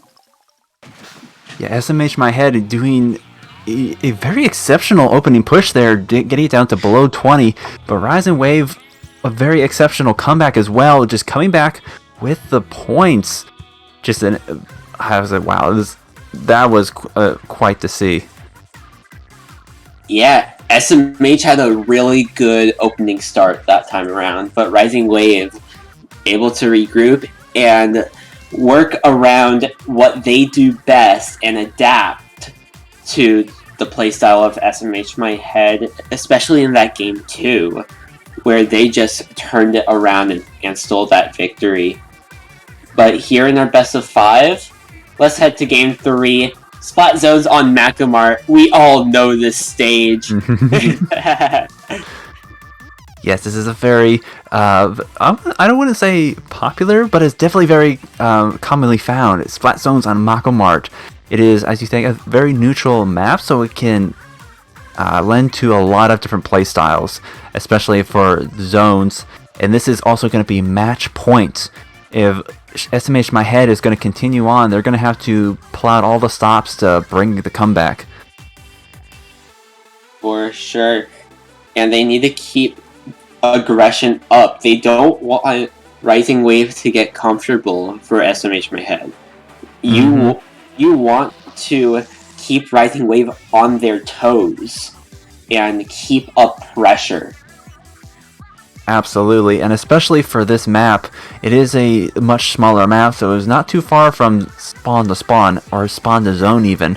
So if either team is able to get a good foothold onto that enemy plant, into the enemy base, it can be a really tough time getting back to that zone. It definitely could be, especially with Macamart being a pretty small map too. Expect a lot of zone flips, or to be really one-sided. Yes, indeed. We're going to be hopping into this third match point. Who's going to be bringing home the victory? E-Leader is coming out for the side of Rising Wave. I would say I'm surprised, but not really. E-Leader is going to be a really long-range weapon for the stage, but it works out. It is a very strong weapon, and there's a lot of places to hide, but as far as objective goes, the E-Leader can pretty much reach every little bit of it. For sure. Early cap is going in favor of SMH My Head, though, and with the K-Gal going down early on, SMH is just pushing up. Look at Murafan already up in their snipe area, getting a trade with that leader. It was an excellent trade there, just as we were saying before, putting on the aggression, taking control of the enemy base, not just the zone.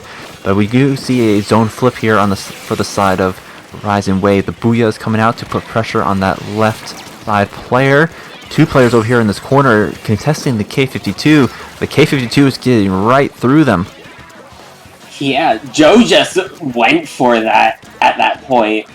And with only the Squiffer left alive on the side of SMH My Head, lead is going to switch into Rising Wave's favor. And with the Squeezer going down, SMH My Head is getting staggered out by Rising Wave. Joe is just doing a fantastic job of putting on the pressure, using the splash roll here to just not allow them to pass through, and then just is painting up their plat, not allowing them to drop in any shape or form. They're getting down to the last 20 points here. They're going to have to make a move soon, or it could be game over in a blink of an eye. For sure. Here comes those bubbles. Trying to go for the neutral. Zone is neutralized for a moment and will flip in favor of SMH by Head just to apply a penalty with the 3 members going down. Yes, that was exactly what they needed. Putting on a hefty penalty at that. 50 plus extra points to get through. But Rising Wave looks like they're up to the challenge. They are already in control of the zone and most of the map, putting on the pressure once again. 30 points of penalty left on the clock for Rising Wave. Popping the Storm, popping Armor. The members of SMH My Head finding one, and Sneck is here trying to find another. 10 points of penalty left on the clock for Rising Wave. Zone is neutralized here for a moment. 3 members going down. They do get the flip though, and that is going to be huge, applying another 50 plus point penalty to Rising Wave. Yes, they need to get that point penalty added on, but unfortunately they did go 3 down, so we're not able to retain that zone. And at this point, time is just not in their favor as the clock is ticking down. A lot of specials are online. Another member down, 1 member down for both sides, and Rising Wave is pushing further and further into their base as they get closer to that knockout. 6 points of penalty on the clock. Zone neutralized and flipped once more, applying another 42-point penalty onto Rising Wave. This Gay Jr. rushed that leader for a bit, is coming back though, able to trade with the mini, but zone back in favor of Rising Wave. That mini was doing an excellent job of just holding on to that zone there, and it was a key figure to take down, but unfortunately that did turn into a trade with only the Squiffer remaining, and they are still having to get through in order to take back that zone with that penalty already getting knocked out. Yeah, few seconds left of penalty. Neutralized once more. Here comes the bubble combo, able to find the cap there, and holding the zone a little bit longer, but that is still going to be neutralized and flipped back in favor of Rising Wave. Only 30 points of penalty this time around. There's going to be a trade on the field between the Tri-Slosher and NZAP, but if you are SMH My Head right now, you need to find a way to make a push soon, as there's only 3 seconds of penalty left on the clock, neutralized for now, and that's going to be another flip. Once again, just going in and just completely taking that zone with seconds to spare, and they're doing a good job of holding on to it this time around. Yeah, and they still have control of it. 2 members down on SMH My Head, though, so you gotta be careful. Bubbles are out. Applying pressure, the squeezer goes down. With the members of SMH My Head coming out of respawn, the zone will be flipped back in favor of Rising Wave, and there are only 20 seconds left on the clock. One more push for SMH My Head to go, if they can even get back to this zone with Joe up in their face. They're down 2 members, make that 3 members, and yeah, Joe is just wrecking havoc, and that's going to be the KO with Rising Wave taking the set. SMH My Head was just like, alright, they're so in there, let's go apply pressure and take that zone as fast as we can. They had nothing else to lose at that moment, and they just had to force a flip. Indeed. And unfortunately, they were not able to account for Joe. Joe just popping off, going straight at them into their base. Very well played by both teams. For sure. But with that, I think it's time to call it quits for us, IMAD. Where can the viewers go find you at? You can find me on both Twitch and Twitter at IMADGamerII. Where can the good people find you, Vapor? You guys can find me over on Twitter at V4P0R_SPL under same name on Twitch as well, if you want to follow me there. But anyway, we're going to flip it over to a few more epic commentators coming right up in your top 4. We'll be right back.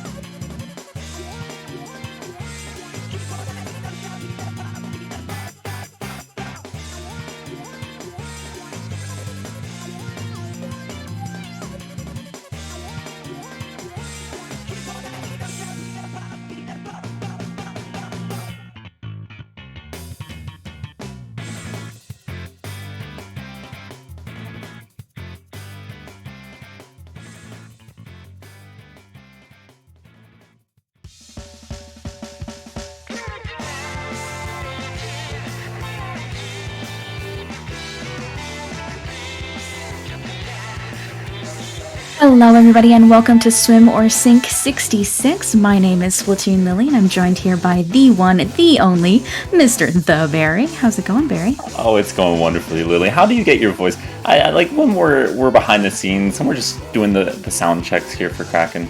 You know, I don't put on any sort of voice and you don't put on any sort of voice, and then we get out here and your voice just gets 10 times better. I don't even understand. And it's already so good.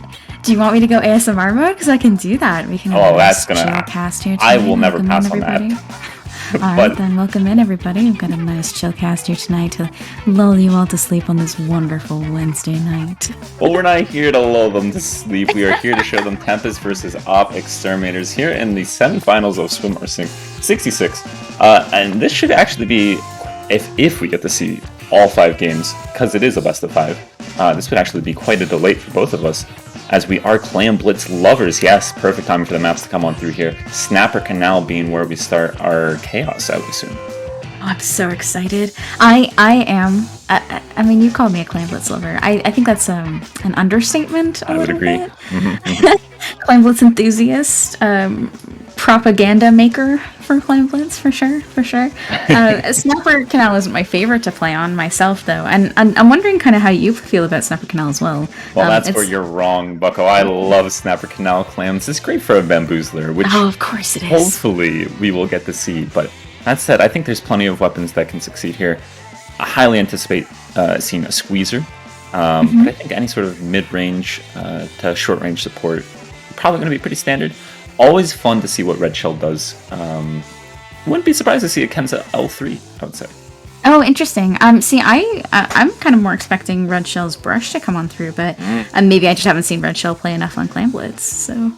I mean, I guess we'll find out very shortly here. I guess we will, as we're about to get into the action here. Always just... It's like Christmas came early, right? Yeah, look all those presents littering the map.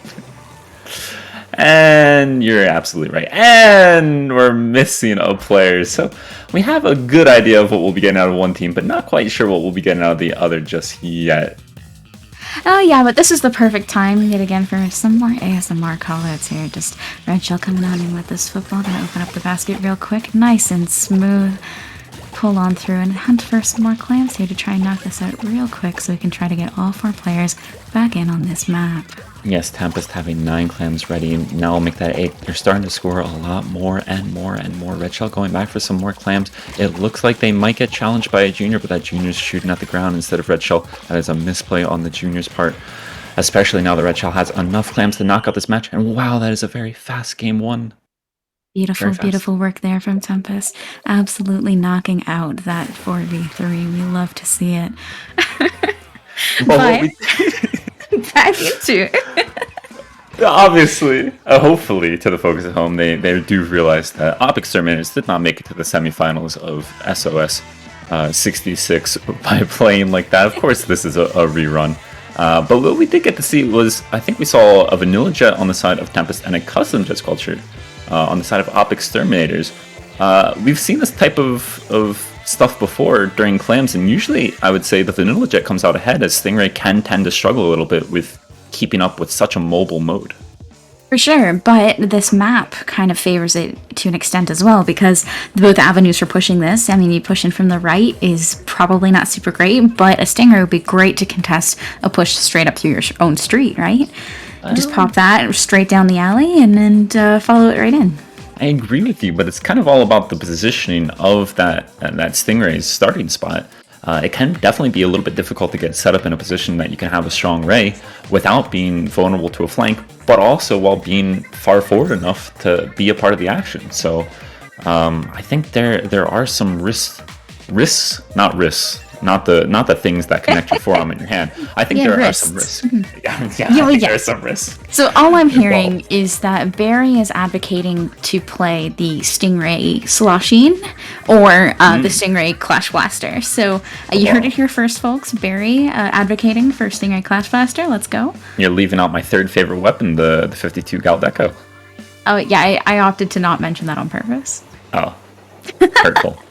But truthful, here we go, getting into our first match. And again, it is a custom jet versus a vanilla jet. We will have to see how Oscar is able to handle that Stingray, but Interesting looks. Both teams rocking the Octobrush. Slightly different variants, of course. One going for aggression through the aerial support. The other going through aggression with, well, that Ultra Stamp should be any number of things, ground or air. Can't wait to see what Red Shell does with it. As the, well, as if Red Shell has an opportunity here. Exterminators already getting a delayed wipe onto Tempest. It is worth noting, though, that Exterminators, while they did get a really good wipe there and a really good push up, they didn't quite have enough clams there to fully get a push moving, which is a little bit of a misplay on their part. Pushing up that quickly without the clams to support a push might not have been the best plan, but they're still continuing to put on support here. You know, a minute into the game, no one's opened any baskets, but we have full control of one team's base. I absolutely do. This Octobrush already pushed way too close for any of Tempest. Full comfort. But that said, they will go down to Red Shell's Suction Bomb. And with that said, neither team has really established good clam control yet. Red Shell will be able to make a football for this, but they'll only have one more clam to follow up with. That is unless they're able to pick some up and push through the street, scoring at least one so far. It looks like we have a few more clams coming in here on the left side, and a few more in mid if Oscar can swing over and pick those up real quick before this basket closes. And a delayed wipe on the side of Exterminators is going to put them on a really good stagger for Tempest to be able to keep a little bit of pressure on here. And I mean, push to 65 isn't a winning push for sure, but it's nothing to sneeze at for a first push, you know? No, absolutely not. But Giovanni did do a good job to kind of limit that damage there. 35 points. Could have been a lot more in truth, but I think we saw Henry maybe miss one clam. Shame on you, Henry. How dare. And Giovanni doing the smart thing here, waiting for that footballer to jump out so that they can get the quad missile. But again, it doesn't really seem like they're able to find pushes while having clams coming easily. Absolutely. And I mean, we're seeing the members of Tempest here doing a really good job keeping the members of Exterminators at bay, though it feels like we might see a flank here on Snipe fairly soon, unless that K-Shot has swung back into mid. And this is looking a little bit more like a stalemate in mid. Unfortunately, both teams are going to have to get a few more picks and a little bit more clam control to get something moving, and a beautiful jump out there from Giovanni, keeping themselves alive, if not that clam. Yeah, but perhaps it is exactly as you described, the usage of the Ray there. Not finding that kill onto Giovanni, but I think if you're in Tempest's position, that is as good as a kill, if not better. Removing that football from play is definitely going to buy them at least some more time, if not enable a few more clams to spawn on the map, and then they are able to pick up a few clams themselves on the side of Tempest. Especially on a map like this, where the clam pods are a little bit spread out and a little bit harder to pick up. There's also a fewer on this map than some of the others we tend to see competitively, so losing a football like that at a time like that is a pretty big blow. It definitely is, and I think that's also another blow when you short the throw on the football. This Octobrush will continue to try to fight a little bit for this position, but Henry getting a nice trade there with the Inkjet should be able to take back some of the map control. That's perhaps the one thing we haven't seen either of these teams have total control of just yet. But that said, even without that map control, having 16 clams on the side of Tempest compared to only 8, and Henry finding 1 or 2 picks perhaps, or Red Shell finding a pick with Ultra Stamp, just about. Not quite. Will go down, that Toxic Mist being the real MVP there for Exterminators. Absolutely, but honestly, that clam throw was clutch. They took that clam, they knew they were probably not going to survive that encounter, and tossed it right up to their teammates who managed to open the basket. We're now down to 30 points with a minute left in the game, and 30, less than 30, is a great place to be. That's definitely a winning push, if this push even ends. It looks pretty dangerous here. Red Shell getting missiled, but still managing to get clams in, and 3 members down for Exterminators. Going to close that game right out quick for Tempest. Yeah, and that's actually, that was probably the best usage that we would ever see of Stingray on this map. Oscar backing up, but able to ray the entirety of Street, so any of the members of Exterminators dropping in to try to stop that push found themselves right in the crosshair of the infinitely ranged weapon that is the Stingray.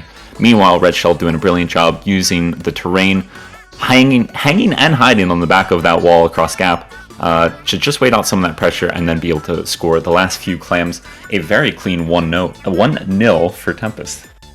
Love to see it, honestly, and I mean that's not unexpected. I've scrimmed Tempest more than once, I would say, and it typically goes something like that. Tempest is a really good clams team. They know how to play around the maps and the modes very well, and I love to see them play clamlets. It's always a treat. I'm not usually a huge fan of brushes on clams, to be very honest, but Red Shell just knows how to get that good teamwork going, you know? Yeah, absolutely, and not to mention, I think one of the, I won't say negative connotations of brushes and clams, it certainly applies more to the ink brush rather than the octo brush, as we're so used to seeing, at least in the solo queue anyway, ink brushes kind of running around haphazardly, not exactly playing with the team, but trying to make footballs and score all on their own. Doesn't usually go all too well, but Red Shell able to use that octo brush, the additional range, the additional damage, and of course, more important than anything, the team play being the real difference maker there. Yeah, honestly it is. And that's I'm always a little bit cautious when I see a brush in general in solo clams. I'm always just a little bit nervous, like, oh, are you just gonna run around the map and take all the clams and continue making balls and throw them in without any of the team there to support you? Or are you gonna play with us? And Red Shell and most of the top level brushes at this point have learned that that's not really a play style that translates to top play. So it's nice to see, and that's why I love watching Red Shell play. They're always someone I point to as if you want to play brush on a high level, watch Red Shell, watch Opie, Anyone else you want to include in that list? I mean, I suppose I could include Kraken, maybe. Kraken's also alright, I guess. But anyway, brushes aside, we will move on in here to our second map, Wahoo World Zones. Both the brushes making a return, this time Red Shell switching from the Kenza variant over to the Nouveau variant. Going to allow for some quick beacons as we see at least one main of the sub power-up ability coming into play as well. And of course Oscar with that Vanilla Jet this time around will try to get a quick missile, if not possibly a second one. It is actually a second missile already. That's... Jeez. Competitive Splatoon, please change. Disgusting. So, I mean, one thing to note here too is that Exterminators has pulled out an E-liter, so the missiles might prove to be a little bit of a difficulty for that E-liter. Can you speak on that a little bit, Mr. Barry? I would say that there are several things that annoy backliners, especially Chargers and probably Hydras as well. Not that I'm well versed in the methods of Hydras, but those things primarily, as we do see fire getting trapped by an auto bomb and forced out of that position, are bombs and missiles. Those are probably the two things we hate the most, us Charger players. But it would seem that so far, aXolt has done a good job of dealing with these, let's call annoyances. And they've been able to find a few picks, but they haven't been able to cap the zone off of it just yet. Now, finally, with the support of the brush coming in, they will paint that up. And it looks like they have good control, too, after a near wipe onto Tempest. They're doing a really good job here, getting some ground back and pushing back up, but they're going to have to watch these flanks. This map is pretty flank heavy, especially for a team like Tempest. You really want to be careful that you're watching that right side wall, making sure that no one's coming in, but of course, while you're watching that right side wall, all of Tempest comes in the regular way. Yeah, I think that was 3 members pushing in from the far left. That's not actually, you call that the regular way. I'd say that's almost the option B, option C, something like that. Not a lot of people tend to go that way, so it's even rare to see 3 members push in from there, but it's worked stupendously for them, as Oscar and friends have now gotten full control of the map and are working on a couple more specials, to say the least. Hopefully we'll see another missiles coming on out here very soon, but we already have 2 specials up on the side of Exterminators. This map is very lockout heavy and very special heavy. You need at least a pick and at least 2 specials to even try to break mid on this map. It looks like they're trying to get a little bit of that going, but already one down on the side of Exterminators is going to make this push back in very, very difficult. Yeah, with that Junior going down early, trying to get that quick super jump, or sorry, the quicker of super jumps into the E-liter, just not quite quick enough to escape Red Shell's brush. But that said, they did at least neutralize and cap the zone, allowing to buy them a little bit more time. But at the same time, they're still a little bit away from the zone, and the E-liter getting picked there is not at all what you want when you need some of that range to challenge the side of Tempest here. Yeah, I mean, that's the problem, right? Like, you can swing zone, but what do you do to keep it, right? We have 2 members coming in here, very quickly going to go down, and that Inkjet might get picked as they land as well, but 2 down the side of Tempest is going to give Exterminators the last chance they need to hopefully get in and swing this map before the game ends. They did interrupt the zone, but got a cap perfect while the brush was distracted there on the enemy side. Yeah, that was quite the multi-kill there from Red Shell, but as you pointed out already, what do you do to keep that zone? It took all of the efforts of Exterminators just to make it there, sacrificing several players just for Giovanni's flank to come through uncontested. And even now, there's 20 points left on that penalty, and it is ticking away quickly. They are under a lot of pressure, and it's going to be an Inkjet v Inkjet battle here. It looked like it might have hit, but maybe the armor saving Henry's Inkjet there just barely. But the recall will not be safe at all. Great play there from the Rush to go and penalize that. And now they finally maybe are in this position where they can do something, especially if they're able to find a pick onto the Jet Sculpture. And that's a full wipe onto Tempest. Great play there from the Brush again. This is the moment. This is the moment they need. They have a minute left in the game and 50 counts on the timer to tick that down to be able to take lead. It's going to be dangerous, especially against a team like Tempest. Exterminators really needs to paint every avenue in. They need to charge some specials and have them ready because Tempest really has one run in here. That's it. One chance to get the zone back. And it looks like they're going to be starting the push right now. That they will be, but Giovanni saved those missiles for the very end, and it's at least going to allow for a couple of trades, but perhaps this fight, if it comes off successfully, is just going to be a little bit too late. Does find another pick onto Fire, but I don't know if that's going to be nearly enough. That's a beautiful bomb there by the escaping Junior as well to kill the Octorush as they jump into Giovanni. But again, it's kind of an awkward spot to be in for both teams here. Hard to say exactly who's going to come out ahead. Yeah, it's definitely not a great place to be. Overtime now, trying to swing this back for Tempest. The zone is incredibly contested, so much paint coming from either side, and it looks like it's going to swing back for Exterminators just in time to keep that overtime going. They have one chance here. They need to keep this pressure up and not go down. A couple specials coming out here is really going to help them. The massive amounts of paint coming from Tempest is going to be a problem. I'm going to watch this flank here from Red Shell, but this is making me stressed out. Yeah, and those missiles are going to force those members off of the zone just a little bit. The E-leader going down, I think that's just going to be enough for Tempest. If they didn't catch the zone, they at least caught up to the timer. That stalemate there for the last, must have been 45 seconds at least. Just back and forth, constantly trying to take and maintain control of the zone. Really, really well played by Tempest not to completely lose their composure, because there were certainly moments where it seemed like Exterminators just about had it in the bag, but also credit to them for not giving up when I think the counter was already down to 3 or 2. Did you see how many missiles Oscar had? 13, I did see that. Yeah, I wasn't going to mention that. Yeah. And 5 from another member on the team, so 18 total in that match. That was a lot. It was a lot, and perhaps that is an argument against the E-leader, right? When you're constantly being bombarded by these missiles, it can be so difficult to have an impact on the game like that. I still think, in my heart of hearts, Lily, I want to see the E-leaders succeed. I want to see the more skillful back weapon. Not to say that Jet is unskilled or that you can't do very great things with the main weapon, but certainly 13 missiles coming out. I'd much rather see a couple of spicy snipes.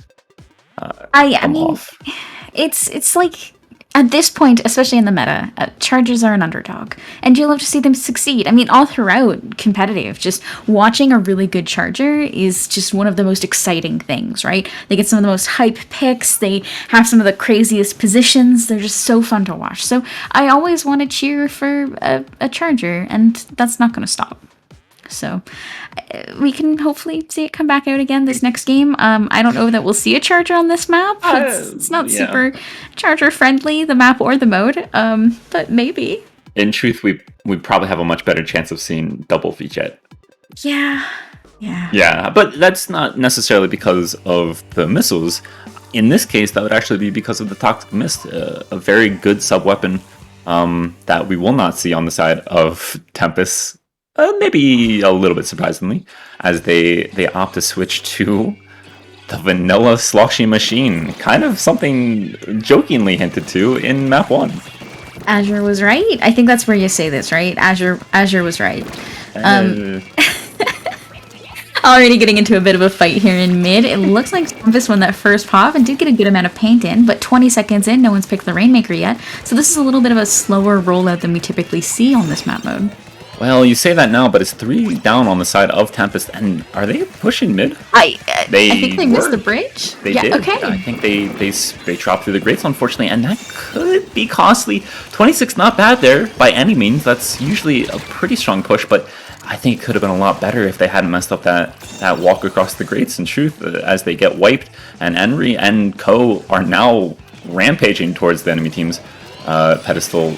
This is kind of dangerous to get counterattacked on. So I wish you could see my face right now watching them push a bridge. Anyways, it looks like Tempest getting a pretty good push here going, but I mean, it doesn't look like it's going to get too far. The missile's pushing the Rainmaker right back up into mid as they try to stall for a little bit more time. Not that this push is, I was going to say not that it's over yet, but Giovanni proving me wrong with a beautiful pick on that Rainmaker.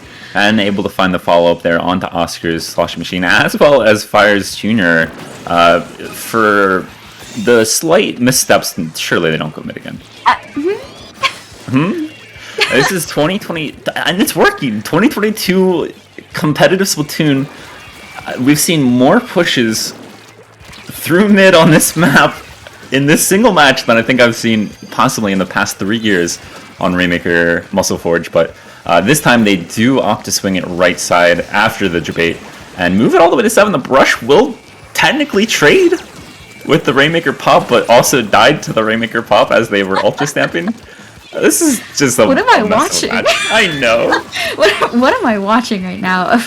I mean, 2v2 in mid Rainmaker reset, though that made me very nervous to leave it there, considering how close they were to pedestal. Tempest obviously feeling a little bit more secure in this than I am at this moment. Some beautiful brush play there from our JP player and Exterminators. Going to pick that off, and they have free range again. No. I was going to say, this is one moment where I would not push bridge. Giovanni, I appreciate you. I love your passion, and able to put one more point on the board there for Exterminators. But I swear, if we see a 4th push through mid on this map, I might lose my mind. So Ray's and I are going to start a video series where we analyze stuff on stream. I think this is a good match to talk about. I would say so, especially as Tempest have left that Rainmaker there, and it nearly led to the knockout, but thankfully they were able to pick him off before any more damage was done. Speaking of damage, Oscar utilizing that massive AoE. Sometimes people forget just how good of a main weapon this actually is, but perhaps they don't. Perhaps so. Oscar going in a little bit too far, and though the Brush will get traded out, it will be at the cost of 2 for 1. Not greatly favoring Tempest by any means, as they have to fight now for a bit of mid control as well as the pop. And they will lose both. Very different Tempest than we have been seeing the past couple games, honestly. It feels a little bit weird. I wonder if that early push to 6 from Exterminators has put Tempest a little bit on the back foot, made them panic a little bit, because this is definitely not the same Tempest we saw the past couple games. They're a little bit disorganized and a little bit too hasty with their plays. I maybe feeling that pressure a little bit. I would agree entirely, but also on the flip side, I think we have to say this is not an entirely different Exterminators, but an Exterminators that clearly feels really, really comfortable. I think, with the freedom we're seeing from that Octobrush, it's perfect timing. Octobrush pushing this Stingray all the way in spawn. The freedom that they are feeling right now, as Henry's recall gets punished by Giovanni with an assist there from the Jet Squelcher. It just doesn't feel like they're worried at all about losing this match, and usually that sort of overconfidence can be the downfall of a team, but it really doesn't look like Tempest has an answer right now. Yeah, I think a part of that is probably the mix-up of using Bridge. That's not honestly a direction that most Splatoon players in competitive right now are used to dealing with. So having that mix of having players flank through there, having to do rotates to deal with pushes there when you're set up on the other side, it might be just enough to throw them off their game. We see Henry here pushing up a little bit with this Nautilus, hopefully going to get an H out here to pressure this pedestal a little bit very soon. 2 players down on Exterminators, this is the only chance Tempest is going to get, I think. I would agree with 6 seconds left here, and just the junior left that Ultra Stamp is going to be more than terrifying. But so is Giovanni's Splash-O-Matic as they drop onto the Rainmaker carrier and end this match before any more chaos can occur. A strange one, to say the least, but I enjoyed it pretty thoroughly. Yeah, that was hilarious, I guess, to watch that. That's probably the best match of Muscle Forge Fitness I've seen in a very long time. Yeah, typically I think we see 2 types of matches on Muscle Forge Rainmaker. One is the early pop/wipe of the other team, and it's knocked out in 18 seconds. On the flip side, one team pushes it to like 38, and the other team just gets stalled out from ever making it past the 40s. It can be quite boring at times or anticlimactic at other times, and this was the entire opposite of that. I've never seen a team push bridge 3 times, and I've never seen it work so well as well.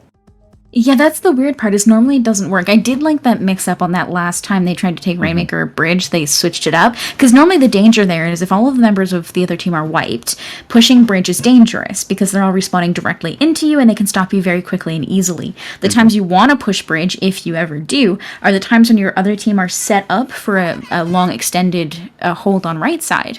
Then you switch it up by pulling Bridge, right? You never want to do it when the other team is respawning, which was that 4th instance.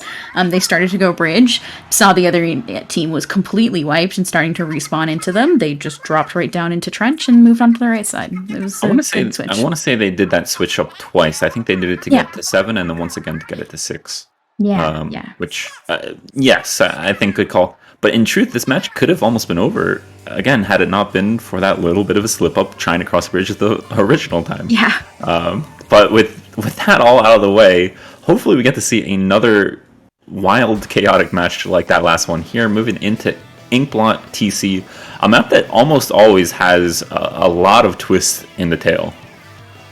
This one's usually a little bit more back and forth, a little bit more contested, and we're seeing essentially the same comps coming out from either side. A few semantic changes here or there, but essentially the same comps. 1 down, 2 down for exterminators already, and it looks like Tempest is going to get an early push off of this, already working on breaking that first checkpoint. If Tempest were to win this one, would that what would that do for the debate of Junior versus NZEP? Nothing. Junior's still better. I like that answer very much, as Tempest have already made it to the second checkpoint and probably will break it pretty uncontestedly, as Oscar already able to get off a 3rd missile of the game. Going to have to back away from missiles from exterminators as well, and probably going to have to back away from everything now, as the rest of their team has unfortunately deceased, trying to find a few exit picks before presumably jumping out safely and smartly. Beautiful stall there from Oscar. Those mists really doing some work for them to make that escape. We love seeing them get here, set up for a defense on this. Exterminators already trying to break that first checkpoint, and 2 members from Exterminators already up in the enemy bats, doing a lot of work keeping the team back, but are going to go down, and that might stall out this push pretty quickly here. Yeah, just about as good of a defense as you could wish for, I think, if you're on the side of Tempest. Giving up that first checkpoint, not too much of a penalty to incur, and I think you kind of touched on it there for a moment. Oscar's work to stall exterminators from really being able to push into mid and subsequently be able to push up to Tempest Plat. Kind of an underappreciated thing that backliners are capable of doing, especially as they're often the last member alive after their team has wiped. For sure. I think that's the mark of a really good anchor, right? Is not just knowing when to back up, but knowing when to hold enough space for your team to respawn and take it with you, right? You never want to give up too much space. You want to keep things moving pretty well forward, like Tempest is doing right now with this tower, clearing that second checkpoint and already halfway to the 3rd checkpoint, which is a kind of do or die moment on this map. Yeah, but even with that said, the V-Jet, nearly getting caught off guard by that suction bomb, does find a double thanks to the main weapon and 1 as well with the missiles. That has kind of been a bit of a saving grace. Perhaps those missiles, finding that pick, was really the fortune that they needed, because now it looks like the whole team is in a position to be able to push.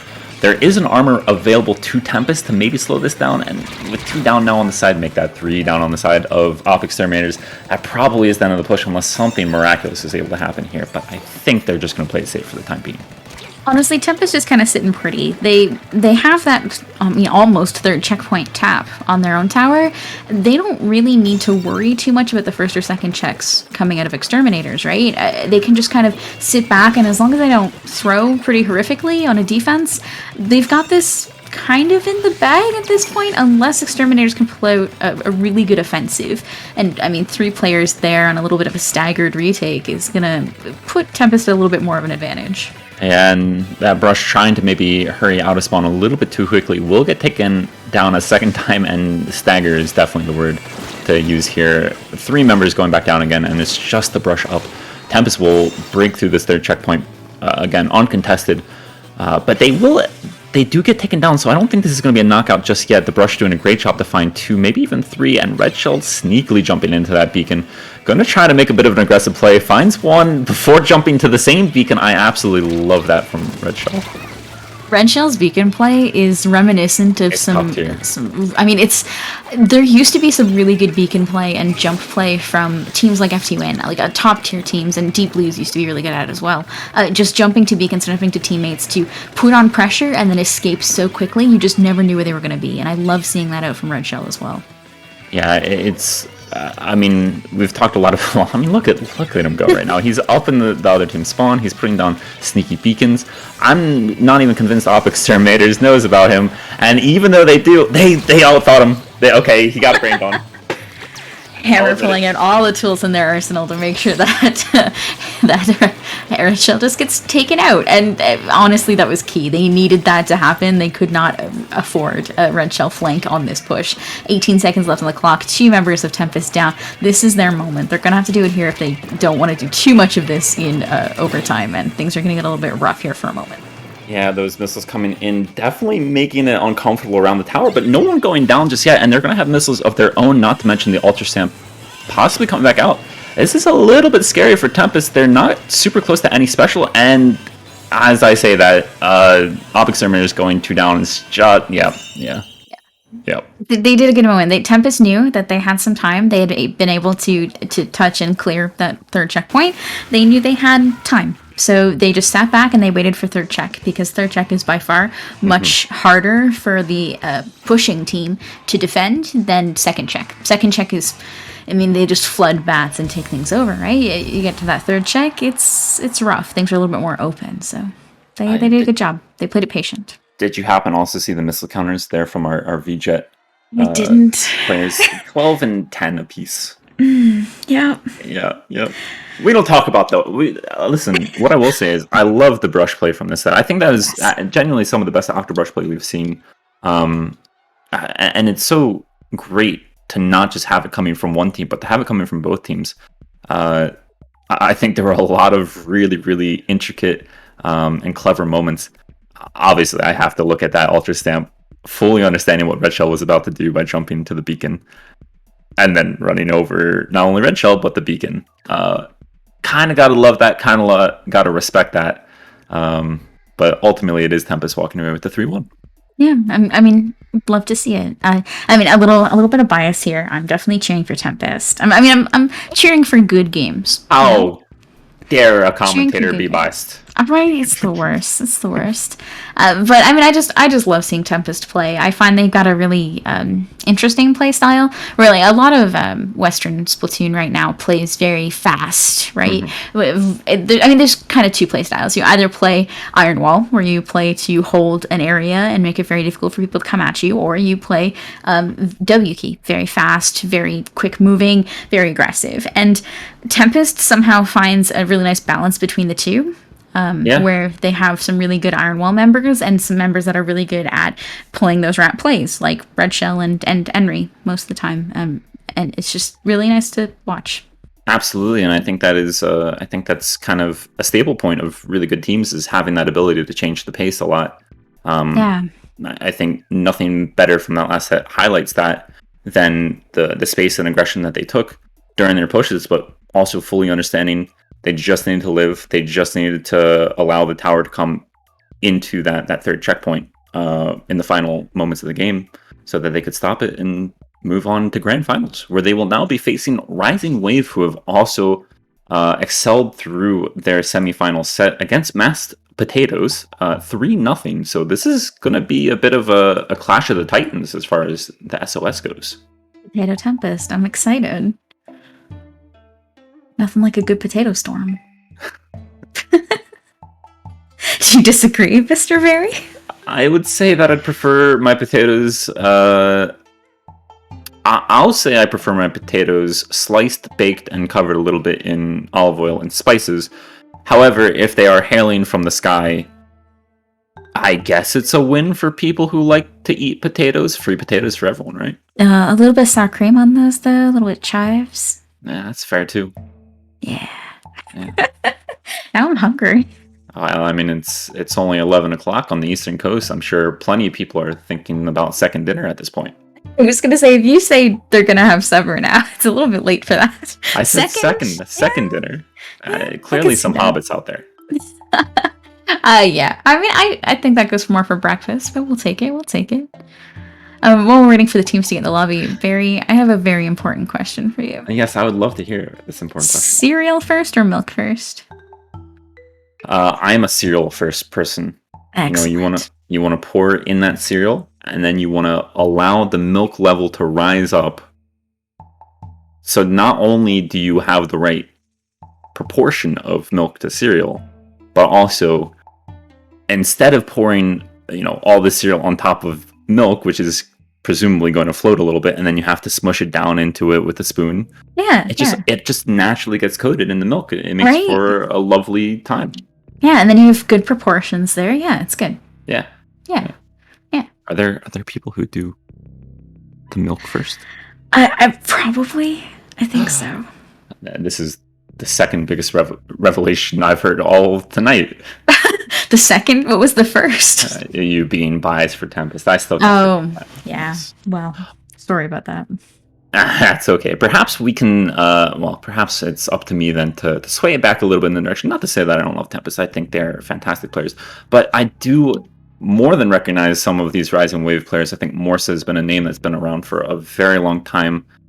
Thinking all the way back to the low-key days and beyond. Cam should be brilliant coming out with the, I want to say, probably going to be Zap / K-Shot / Mini Splatling. So a nice assortment of weapons. And Hokkaido going to be bringing the E-Leader. Didn't quite work out for Op Exterminators against Tempest, but we'll see if Hokkaido is able to do a bit more of that. I'm excited. Like, if there's a team that's going to give Tempest troubles, I think Rising Wave is one of them. Rising Wave being another team that plays very fast and aggressive and is really good at holding space while taking your own. Like Iron Wall teams tend to take space and then hold that space. Rising Wave takes your space and then keeps taking your space. And it's a pain to deal with. A pain as someone who's played against them more than once. But, we'll have to see how it goes. Love to see Morris on that mini, though. That's a nice switch out.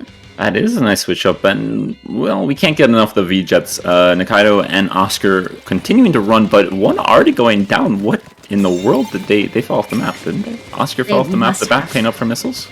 They must have. I don't think there's another way to die that early in the match. I don't think so either. And they're already out far left painting up for more missiles. So, not the most brilliant start there from Tempest, but... not to say they're unable to recover by any means, already taking back the zone and control of that fan, but maybe Henry with the 52 gal being a little bit over ambitious, going down pretty easily there, unfortunately, and that's going to put Rising Wave in a strong position. Even stronger is the disconnect on Oscar. Very unfortunate there. Yeah. I think that was punishment for falling off the map early. Nogami came in and said, you just can't be doing that in a tournament set. So, okay, hear me out. Yeah. What if Oscar didn't just fall off the map because Oscar missed the jump? What if Oscar fell off the map because there was a little bit of a lag spike? You got the whole, internet unstable, connection unstable message, and that was right in the midst of a jump over a gap, and then they fell through it, and that's what happened at the start. I have my tinfoil hat on. I think you're right. Thank you. I'm glad I'm not the only one wearing some aluminum on my head. Obviously, just as we did in the previous set with Tempest versus Op Exterminators, we will be resetting here. Both teams will be promptly back in, readying up, presumably quite quickly, and we'll get back into it. But how do you feel about the comps that we saw there? I think the 52, a good pick to say at least. That Booyah Bomb can be very strong and wall, fantastic for holding the fans. Actually, both teams. I didn't even realize that Joe picked a 52 as well. Yeah. Yeah, honestly, I mean, Booyah Bomb's a really good pick here, especially if you know your lineups to be able to pressure the important areas. I'm feeling pretty good about it. I mean, what we saw already was pretty back and forth. It was very contested, and until the DC, it didn't feel like anyone really had a solid foothold, and I think that's going to be pretty much how it goes the entire set. I think these two teams are going to be having a battle of the bands here in mid until they finish up. Well, they're on the wrong map for that, but thankfully for them, they will be moving on to Starfish main stage after this, so perfect timing there. But, of course, we will be returning to Anchovy Games. I mean, who doesn't want to go to a gaming cafe, right? Is it supposed to be a gaming cafe? Because I thought it was like a studio. I hope it's a gaming cafe. Oh. I'm pretty sure it's a studio. Like a game developing studio. But anyways, we'll have to see what develops here in this game. Ah, I see what you've done there. We'll have to see if... I'm not going to continue that pun. I'm going to leave you with the pun duty today. We're going to have to see if... first off, if Oscar can stay connected, obviously. But if Tempest can then find some team connection, using that Ultra Stamp to try to get rid of Joe onto the 52, but instead that's actually forced Joe into the other members of Tempest, and 52 did 52 things. Not good for Tempest. Yeah, we're already seeing Rising Wave getting set up here on the enemy street, here on the left side, getting some really good positions to be able to hold this, but some really, really good subs coming out to force them off and down into a bomb and take them out pretty early. Tempest is doing a pretty good job so far being able to make their way back into mid without wasting too much time. Yeah, if that last sequence there for Joe was not an argument for Bomb Sniffer to return to the game in Splatoon 3, then I don't know what is. Red Shell's movement there was absolutely brilliant. Completely outplaying Nikaido there, forcing the drop. Joe will get the trade, and on top of it, I think just about every member of Tempest has gone down. Just Oscar left here, but not a favorable fight if the 52 gal were to hold forward in this moment. But maybe waited a little bit too long for the missiles. The mist there, I think, is what messed them up. Trying to get out of there and then ran into that mist again. It was like, what are you even supposed to do at that point? So, Rising Wave is definitely going to have a battle on their hands trying to take back mid here. Tempest in the lead for sure, and a player down on Rising Wave is gonna give them some troubles. Yeah, but also, again, the missiles being more problematic than anything we've seen thus far. More so also being able to offer a little bit of the missile support. And not just that, gonna do a good job of taking space here, but maybe a little bit too unaware. I think that was a double there for Red Shell. That is a trade that should not be... I don't even think either one of them should have been going down in that situation. Definitely a misplay, but also stealthy from Red Shell as always. Honestly, Rising Wave is doing a really good job here of taking back mid and moving up into the enemy street, but not being able to hold it. So what I really want to see them do is get one player on the left side of that street, get one player on the right side into the office, and try to hold from two different angles, and move Nikaido up a little bit to provide some pressure onto the street as well. Every time they seem to get some control there, I find the other members are always just a little bit too far back to be able to help out. Yeah, but I think this is actually going to be a perfect opportunity for them to do exactly what you're looking for, as that final member of Tempest had to jump out right as their teammate got taken out by either missiles or a little bit of fall off, and that's given a lot of map control and a lot of time too for Rising Wave to not just move into these strong positions, but to try and deny Tempest any sort of avenue to get back in. Unfortunately though, they do continue to kind of go down without finding that first pick and without being in a position to trade it out. That's a bit of an awkward situation, and unfortunately for Rising Wave, that's going to mean the zone goes back in the favor of Tempest. That was some beautiful play there from Tempest, moving back in with their specials and in a nice wave, honestly, to be able to put on that pressure that's needed. But Henry there getting a little bit too aggro and going down to that wave push here on the fan. So we're going to see another attempt here from Rising Wave to try to hold this street area and put some pressure onto Tempest. Tempest is just, they're struggling here to get back in and hold mid. Yeah, I think more than anything at the moment is kind of these offset missiles that are coming out from Rising Wave. The Vanilla Jet launching missiles shortly after Morsa, who does go down in this situation, so that is going to be a strong opportunity for Tempest, not only to take back the zone, but also take back some of this map control too. A nice little 2v1 fight coming out here, and though it is not a full wipe, or at least not not without the delay, this is going to be their time to make it or break it. Honestly, I would prefer a stagger to a full wipe in this moment, Yes. right? You want them on the back foot, you want them a little bit uneven from the rest of their team, but we're already seeing Red Shell go down, and Henry getting picked off here by Morsa is not putting Tempest in a great place. So this is going to be retake from Rising Wave, and Tempest is going to have to try to make a push back in and get this in the last 20 seconds of the game, which isn't a great place to be. Yeah, definitely not. And I also think that as quickly as Oscar has been getting these missiles out already on 11, I think they're kind of coming a little bit at the wrong times. Occasionally a beautiful double happening there on the other side of the map for Rising Wave, and that is going to be clean and easy for them in the end to hold on to this zone and take map 1. Yeah, I want to say Rising Wave was not doing the best job, not a terrible job, but not the best job of really controlling that street. But every time it seemed that Tempest wanted to push back in, they almost always had a missile to respond and deny that sort of push. Whereas I think the specials that were coming out from Tempest, not super coordinated. And it wasn't just the coordination that was lacking, it was kind of the synergy, right? It didn't feel like the Ultra Stamp was being able to play well into the Booyah Bomb, and the Booyah Bomb and the missiles weren't kind of combining. It was just an awkward place for them. So what I think it is, very honestly, is that Red Shell really needs some distraction to be able to move in. That's how most brushes operate. You know, you pull a lot of attention, the brush comes in from behind and demolishes you when you're not looking. It's just, that's always how it goes. It's the best way to do it.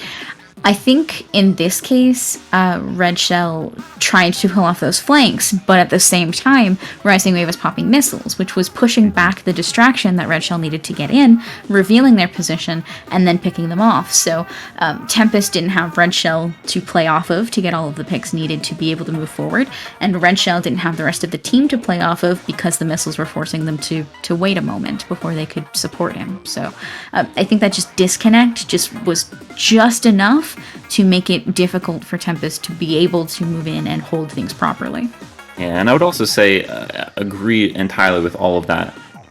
Anchovy Games, maybe not the best map for a brush who likes to flank and get into some funny spots. Kind of a really straightforward, either you're coming from your street or you're doing the far right drop. So not too challenging to keep track of Red Shell in those instances. Though I will say, if you want a proof that this game is a horror game, go back to about 2 minutes and 30 seconds in that map. Watch from the perspective of Rising Wave as two of them are sitting on top of their fan that is elevated entirely, and Red Shell's brush just pops up briefly over the ledge. I think he was hiding on that wall. Took a couple of swings, didn't get a kill, but boy, did that surprise me. Yeah, and just Red Shell is just so good at those plays, right? He just sees those lineups and knows exactly when to be moving in. I think the missiles really just provided the perfect disconnect for the rest of Rising Wave to be able to take control and to take advantage of Red Shell's let's say flanks, I guess, pincers, right? It's hard to do a pincer if the other half of your scissors are broken, right? That is true, but one place that is very optimal for these pincers or flanks, whatever you want to determine, whatever arts and crafts tool you'd like to utilize best. Starfish main stage, definitely going to be a very good map for our squids to shine here. Fully expect lots of flanks, but I wouldn't just expect it from Red Shell either. I would say that Henry will probably be pretty regularly on that flank, but Morsa on the other side for Rising Wave, especially if that mini spotling comes out, which is, I would say, a very good weapon to get around those grates on either left or right.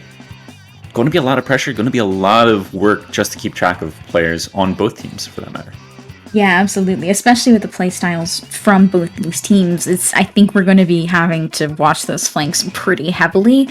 But it's also Rainmaker, right? Like if it were zones, I would be a little bit more concerned than on Rainmaker. Rainmaker just, you typically play a little bit more one side or the other, and you're not holding mid the same way that you do in the other modes. Very, very, very true. Which I think kind of robbing us a little bit of a beautiful experience of just pain and confusion that can be other modes on this map.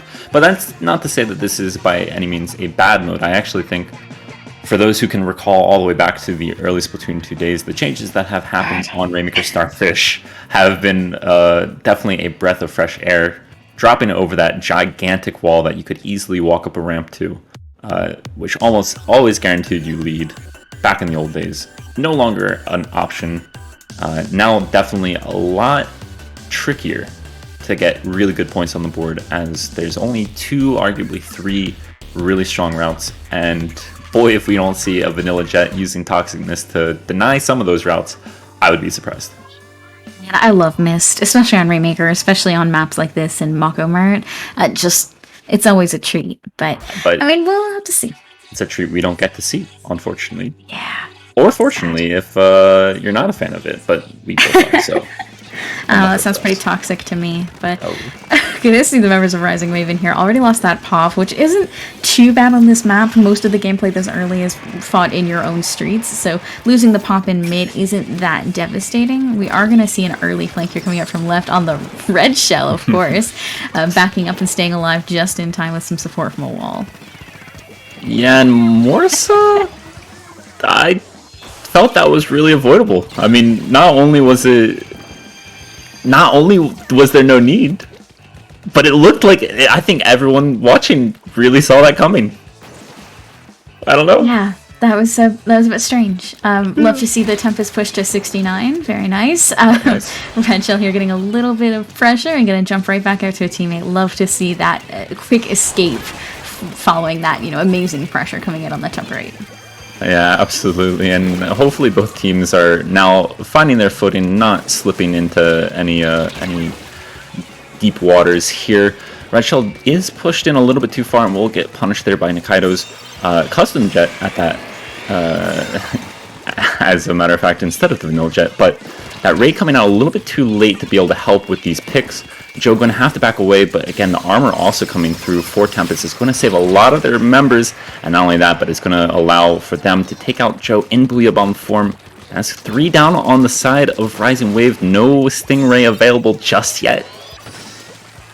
I here taking a moment to paint a little bit ahead. Probably could have got a few more points had they just swam forward, but it does look like a full wipe from Tempest. I'm not entirely sure how that happened, but I'm a little bit terrified of it. It's because when I said no Stingray from them just yet, they were on about 65.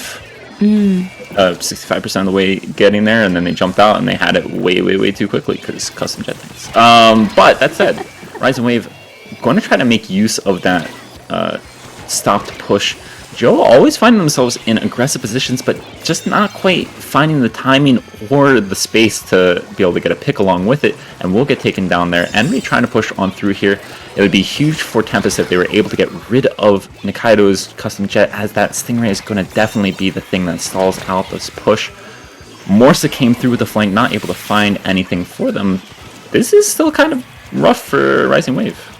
Yeah, there's still a lot of pressure coming in from Tempest, some specials popping out, but it doesn't look like anyone's picking up the Rainmaker. They might just be waiting for Fire to come back in with that Junior to get things moving, or waiting for a little bit more control here, letting things reset.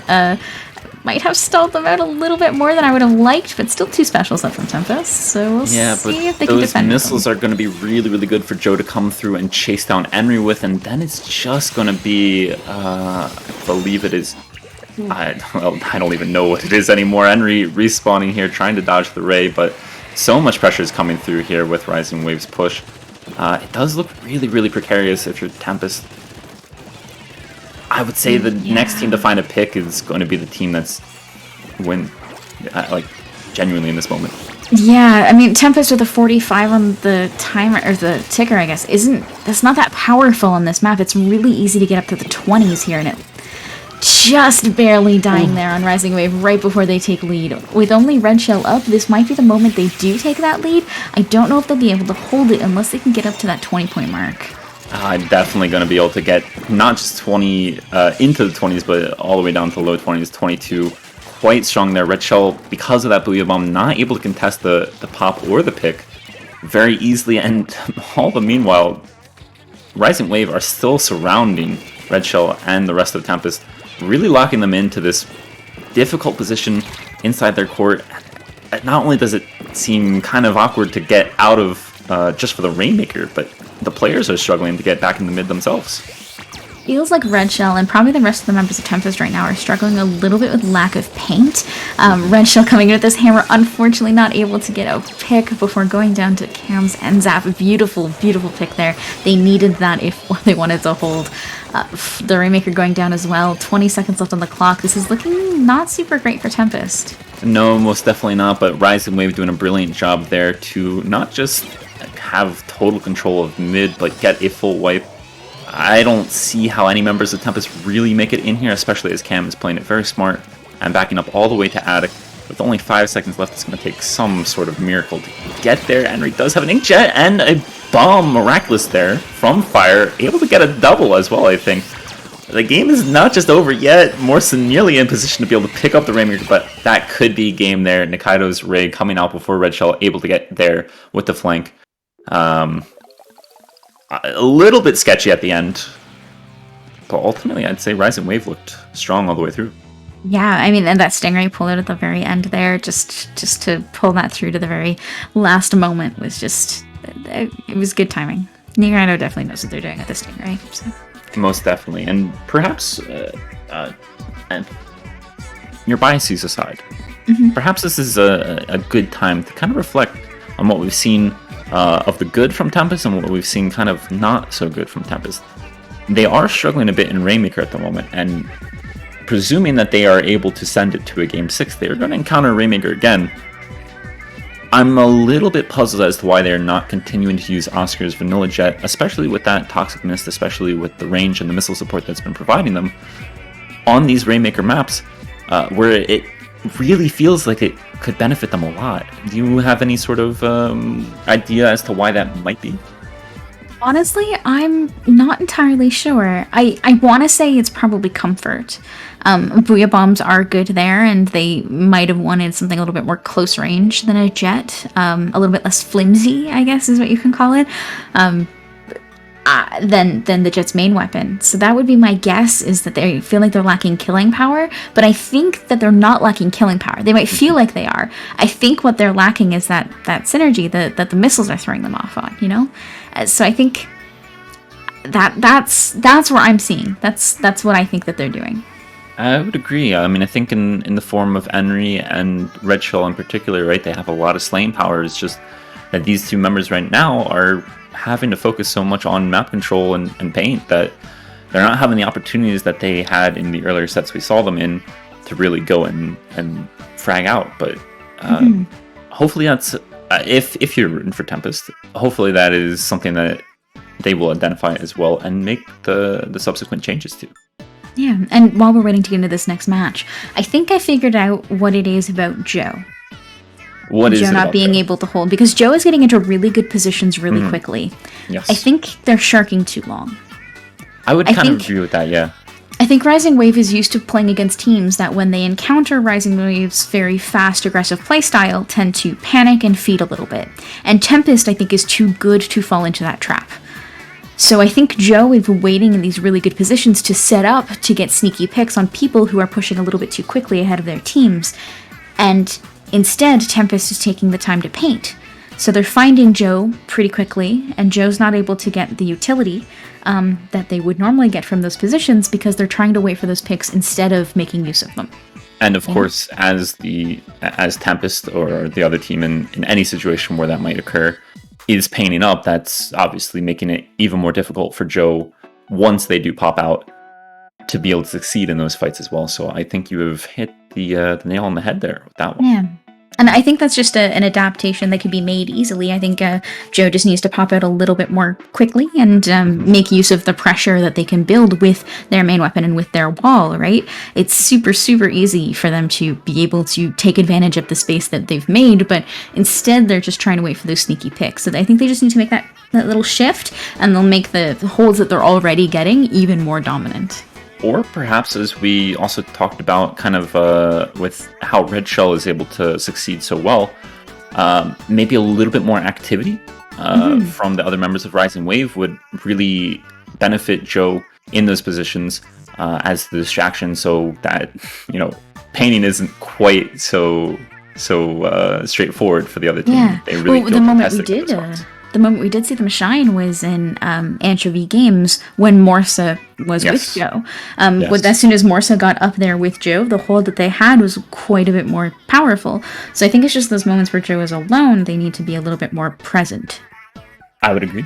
Entirely. And there is certainly going to be opportunities for Joe in those types of positions on this next map, Tower Control, Manta Maria. Two really strong positions that you will be looking to push into as an attacking side. Going to be the top left, making sure that the other team has no real clear avenue to contest the tower at the first checkpoint. But of course, as well, in addition to that, will be the bunker. I would expect Joe to go to one of those positions and hopefully able to make the slight adjustment to really benefit. Where would you rather see them? Top left. Yeah. Bunker always feels a little bit awkward. Someone pops up at the wrong angle, your RNG goes askew, and then it's awkward. Yeah, well, and especially now seeing Morsa switch to the squeezer, set Morsa up in that bunker with the bubbles up over the street. Yeah, tasty. Yeah. And throw Joe, even with the K-shot, Joe on that top left side, just is going to be a pain. A huge pain. Correct me if I'm wrong here, I believe we are seeing a substitution being made on the side of Tempest, right? That looked like Quick Mafia, which is Drifty, coming in. I didn't quite catch who that was in place of, but perhaps that will be the change that they really need as well. Not necessarily a backline presence, but Drifty, a really wonderful squeezer player, and should be able to contest Morsa, if not also Nikaido, if they need to. But at the moment, Tempest is in a very strong position using Drifty's bubbles, Quack Mafia, to already make it to this second checkpoint and maybe just about break it too. It looks like Quack Mafia has subbed in for Enri, which is a great switch. So Red Shell here getting a massive pick on that ramps there. Moving on in quickly, it does look like they're running into some trouble with the bubbles here and the jet up on grade, so they are going to have to back off that checkpoint a little bit. But in your first push of the map, in the first minute and 15 seconds, pushing to third check, that's massive. Massive. Absolutely, to say the least. And even now, it's still a struggle for Rising Wave to even make it back into mid here. I think Nikaido is going to have to utilize that Ray, but it's coming as an armor is just being launched from Tempest, so not going to be able to have a lot of impact, but perhaps the more important impact was, rather than damage, information as to where the remaining members of Tempest were, as now Rising Wave has been able to push them all the way back to street and left flat, except for Red Shell. If you ever need a moment, if you ever need a man, Red Shell is your guy to come through in those big moments. Getting a triple before getting traded out, and that is a full wipe. It's raining brushes, hallelujah. We're already seeing two members of Rising Wave trying to mount a defense here up on their spawn grates, but get one at least going down to Red Shell, and another here going to go down to probably Red Shell again. Some bubbles coming out for a bit of defense, and two members of Rising Wave down. That's looking like a knockout for Tempest. It could just be Drifty's bubbles providing just enough cover for Fire dance around on that tower. You know that dance all too well as the junior player. But that is a much stronger demonstration of Tempest's abilities on this map. I think certainly Red Shell played it to perfection, but perhaps even that additional range that comes in from Drifty, or should I say Quack Mafia, sorry. Perhaps that is the answer that they were really looking for. A less passive backline as Oscar was providing with the Vanilla Jets, but I think why not fight Rising Wave's aggression with some aggression yourself? Would you say that they're quacked? I would not personally make that pun. The pun but was remove the foul, pun, and I am in agreement. Oh my goodness, I am in agreement with the statement. Puns aside. Yeah. It's late. I get to make some puns, right? That's Ray's escaping from mission. Not that I needed it. It does look like we're going to be seeing Clam Blitz next on Humpback Pump Tracks, so I'm kind of hoping Quack Mafia sticks around. Bubbles are incredibly powerful here, and we've already seen Tempest do fantastic on a Clams map. I'd love to see them do it again. Not to mention, while Oscar was obviously able to provide a lot of support, it was kind of distant, and to see them now having a longer range weapon within that comp, it felt like they were a bit more comfortable in the context of that last match. So especially in such a mobile mode as Clam Blitz, I'd expect them to stay with that faster pace comp and really utilize hopefully a bit more of that painting power. We hope so, and maybe seeing those bubbles coming back out, at least from one side, is going to be dominant. I think this is the battle of the bubbles versus the Booyah Bomb.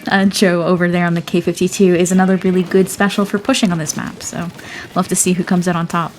And it is, and I also will definitely want to highlight, because it's a pairing that I love, the Mini Splatling as well as the Nautilus Splatling. I think those two can play in such a positive style, especially when they're able to work together. Haven't quite seen that just yet, but with only 1/10 of the match already gone, fully expect to see them pairing up and making some terrific plays, as Cam does find a bomb pick. Rising Wave with the map control and the clam control, but not enough of either really to go for a push right here, especially with Red Shell already moving into mid. But maybe that's been an invitation with not quite enough members of Tempest guarding that basket to move on in here and start their push.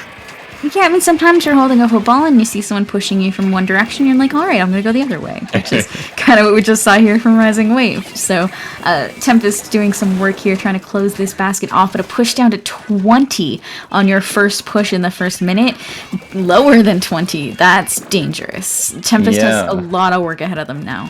Yeah, I'm not sure if it was them doing the work or hardly working, but anyway, definitely a difficult spot to be in. Again, I think just maybe a little bit over exuberance in their pushes out into mid, their forays out. That's not the right word. What's the right word? What's the word I'm looking for? Foray is the right word. Foray, not fourier. No. Anyway, we got there. Thank you for the assist. Oscar also looking to get a few assists. Having an armor at the ready will bring it out, but it's going to be a counter armor coming out from Rising Wave as well to try to stop this push. And Oscar will actually be the first to go down, followed closely by Fire. Legato doing great things with that Nautilus, and just one more member left against two Splatlings. Red Shell can do a lot, but I'm not sure this is the time for them to fight. I was terrified that there was a beacon that they could not physically have with the weapons that they have that Red Shell was jumping into.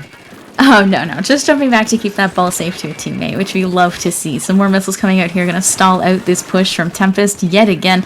More so holding their own football here in mid and trying to take back some paint control to try to eliminate the possibility of a Tempest push. These missiles are doing a lot of work for both teams to just keep people a little bit further back than they want to be.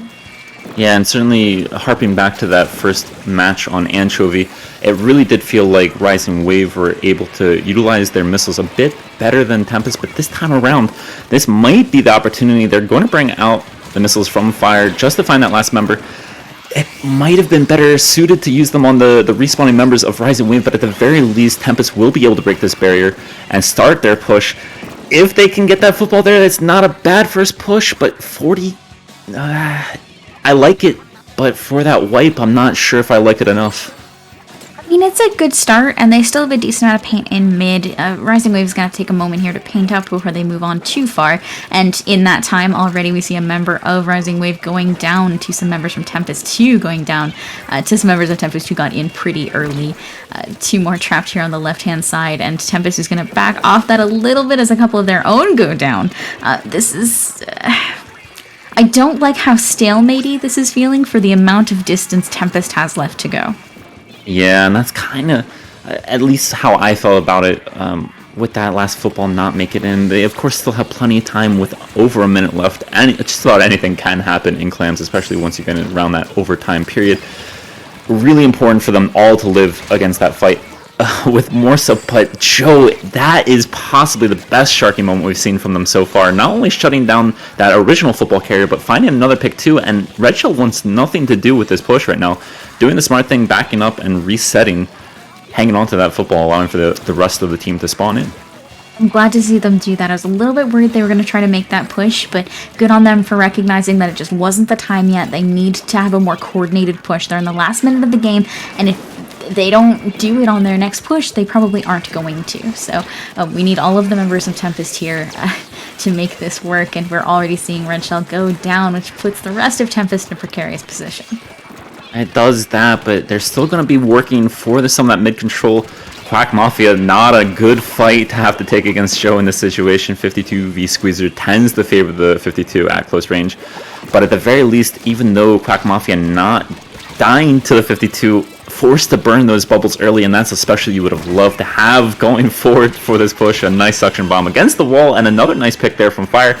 This might not be done just yet, but not able to get to the Super Clam, and that is what's going to end this match before Tempest ever has a second of overtime to rebuttal with. That first push, the one push from both teams, correct? Yeah, I believe so. Yeah. And it was fantastic. Rising Wave's push there was just so powerful. It swung down to 20 before I could blink.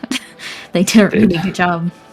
I did, and I think, you know, it goes a long way to speak to just how much this special has gained traction and obviously buffs over the past several years.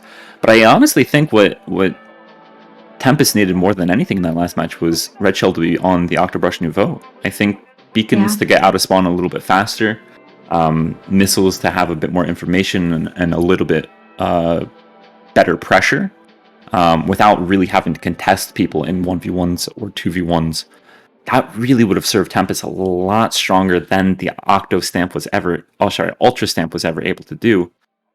So a bit surprised not to have seen that one come out. That's not to say that they're out of it just yet. They do still have 3 maps to win in a row if they want to make this comeback. But Rising Wave in a good spot right now. Yeah, I mean, there's always a possibility for a Game 7. I'm going to put my money on... I think I'm going to put my money on a Game 6. I think Tempest will take this next one and push us one more. But, I mean, maybe that's wishful thinking. Maybe I just want to see more Splatoon and hang out with Barry. Who knows? I want to see more Splatoon and hang out with Splatoon Lily, but I also want to see everyone in chat supporting their local TOs. Make sure to keep on tuning into IPL Splatoon events like this, because if you don't like this type of action, you don't like Splatoon 2 competitive. Yeah. I think. Yeah. I also do, just while we're on that note, want to take a mention to their Patreon as well. If you enjoy IPL's events and you want to help support them, they do have a Patreon that helps to support their stuff. And I think that's a really good cause. IPL does a lot of work for this community, and they do it, I mean, essentially for free. So anything you can do will help them. I think it's important to support your local TOs. Are you a Patreon supporter? I am not, actually. I support Sendo for all the work that they've been doing. Maybe I'll go add IPL right now. Maybe. Yeah. I didn't think I was calling y'all because I misremembered. It was, in fact, Sendo that you were a Patreon supporter of not IPL. But I also will call myself out. Maybe I have to go make that change too. Honestly, I think it's worth it. I don't think TO is good enough support, and I will call myself out. I'm gonna go sign up and support their Patreon after we're finished commentating. I like that plan. We are just waiting for a brief moment. A couple of host issues, it would seem, but should be getting back into the action in just a moment. Now, you've called this set in 6. I don't know if we would see a Morsa Explosher. I don't know how often Morsa plays Explo anymore, but this would be the map to bring it out on. And I don't know that there's going to be a good answer from Tempest against that type of long-range painting power, should it happen. So I'm tempted to say this gets settled here in Game 5. It didn't occur to me that Explo would be an option here, honestly. Yeah. But yeah. Huh. Yeah, because, I mean, even if they bring out something like Bubbles, Tempest brings out something like Bubbles, Explo doesn't care about Bubbles. Yeah. Explo doesn't care that you set up a defensive wall. They can just shoot over it. So, Not to mention, I don't think we're going to see Bubbles, as there is another substitution Henry coming back in here for Drifty. Obviously, we could see something funky come out from any of the members of Tempest. I think they have it in their repertoire to pull out, at the bare minimum, a Kansas Jr. for those the bubble blower. But if you were going to have Bubbles, I would have expected Drifty to stay in. So yeah. The real know. question here is, Yes. are we going to swing Stingray or missiles on the jets? Ooh. I think Oscar goes custom jet, as it worked well for Tempest in that Clams match back on Snapper a set ago. But I think Nikaido goes V-Jet. We've seen Nikaido's Ray, and it's been really good. But I think the missiles has been stronger for... I don't know. It really depends. I think Joe goes 52, Galken's a 52. I think Morsa... I want to see the mini. I don't think we'll see it, but I want to. I think there's a better chance of seeing the mini, but I want to see the Explo. And then I think Cam is on the NZEP. Does that allow for a V-Jet or a C-Jet? I'm not sure. I'm not entirely sure, but I want to say V-Jet is the safer option. Interesting. And it is V-Jet, but no C-Jet on the side of Oscar. Keeping it short range there. Well, not that short range. 96 gal, perhaps. I was going to say, in what world are we calling a 96 cal a short-range weapon, Mr. Sniper? All right. The same world where we said we're not going to expect to see Morse's mini, and here it is as well. Sad not to see the Expo, but Nikaido already doing a great job utilizing the range of that main weapon. And while it is a bit back and forth here, 2 down on both sides, and neither team quite able to have full control of both zones, but I would say that Rising Wave coming out a little bit ahead in this early battle. Absolutely. And, I mean, that pick on Red Shell early was probably the biggest thing that they had done. They needed to get that danger of Red Shell flanking out of the way, and they did that pretty quickly and succinctly. So, that said, Tempest coming in now, 2 down on the side of Rising Wave. They are going to manage to swing that zone and take a little bit of control. This is the moment where we need Tempest to set up for a really good lockout. That's what this map is pretty famous for, and we're going to have to see an effective lockout for this to swing the right way. Well, certainly if you get missiled like that, that is probably one of the roughest ways to die. Not really benefiting the lockout here, but Nikaido going to have to work a little bit more to get another missile off. But again, I think just kind of a little bit too confident peeking out in a situation like that, not really being aware of the members of Rising Wave that are ready to pop up and get an early pick. That's an armor that you really needed to come through here. Even though Red Shell's able to find 2, that armor could have maybe gotten the 3rd, and yet Tempest still in a really strong position, only Morsa left. Yeah, and you love to see that, honestly. Tempest here just starting to try to reset this lockout again, pinning up the right side and watching that left drop. There's really only 2 avenues back into zone here, and they have to be careful to watch both of them. A beautiful pick there from Flaming Fire here, getting a fantastic pick, but 2 more coming over on this right side is maybe going to push them out here. Maybe indeed. Sorry, not me just thinking of an Avatar Last Airbender line. Sapphire. Sapphire but Fire still fighting here. Not an easy fight against Morsa, but this is where the Ultra Stamp really can come in clutch. Doesn't look like Red Shell's able to find anything, but just the distraction that it is causing for the members of Rising Wave, that's fantastic for them, and it will be 3 down. Just that Zap left alive, and he's going to have to jump out. This right side control is super strong from Tempest, and that is definitely the preferred way for most teams to push in here. Going to be an awkward fight in these last couple of seconds to get back to the zone. Especially with a Jet, you tend to want to push in from this right side here, and they're making it incredibly difficult. But members getting pushed out by these missiles and a flurry of subs is going to put Tempest a little bit further back than they have been for the past minute, I would say. But definitely not out. They're managing to maintain a surprising amount of control here against Rising Wave, moving back in, and manage to hold on to that zone. Yeah, just about, and they only have a few more seconds left. It's really going to take a lot of paint here. Thankfully, the 52 Gal is able to offer that and has bought a little bit of time for Nikaido to get in here, get these missiles off. But that Nautilus is going to drop, take out one member, and it's going to be this Booyah Bomb that needs to be the clutch savior for Rising Wave. The zone's getting swapped back the other way just in time, and that is a massive penalty now for Tempest as they have to come back in here with a reset. Could be a bit of a challenge. Yeah, beautiful jump out though from Tempest's Nautilus, maintaining their special and getting out just in time to not get picked off. But we are seeing Rising Wave here set up for their own lockout that we just saw Tempest holding. This is definitely the hardest part of this map, especially once all these specials start getting popped like this Inkjet over here on the left side from Tempest. You need to be able to maintain that lockout against all of this, and it looks like Rising Wave is giving up quite a bit of control. Yeah, not only that, but they'll give up the zones as well. Right before that push came in, we did see Tempest with 3 specials ready to go, an Armor, an Ultra Stamp, and an Inkjet, and unfortunately for Rising Wave, the timing just did not work out favorably for them, had 0 specials to counter with, and now they're in an awkward position of also having a steep penalty to overcome, and Red Shell's kind of gotten everyone's attention at the moment. Yeah, I honestly, for a moment, forgot whose side of the map we were looking at. Same. Watching Tempest give up that much control worries me a little bit, but they definitely have some time to burn. They don't have to worry too much yet about the count on the timer, but things are starting to get to the point where you might want to swing that back on your side. Nearing the end of the penalty on Rising Wave and nearing the end of the timer, they only have a few more seconds to try to swing this, and a Hammer getting a beautiful pick, but unfortunately falling off the map as we push this game to overtime.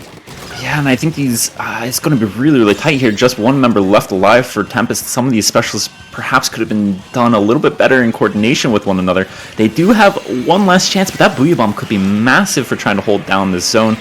And Red Shell going down as well there. I think this is going to be Rising Wave. It's going to be really heavily contested on that left zone. But they have the numbers advantage, they have the paint, they have just about enough control, and that pick is really important for Morsa. Just Red Shell once again, and that is a full wipe, and it's Rising Wave taking Grand Finals 4-1. Such a dramatic hold in the end.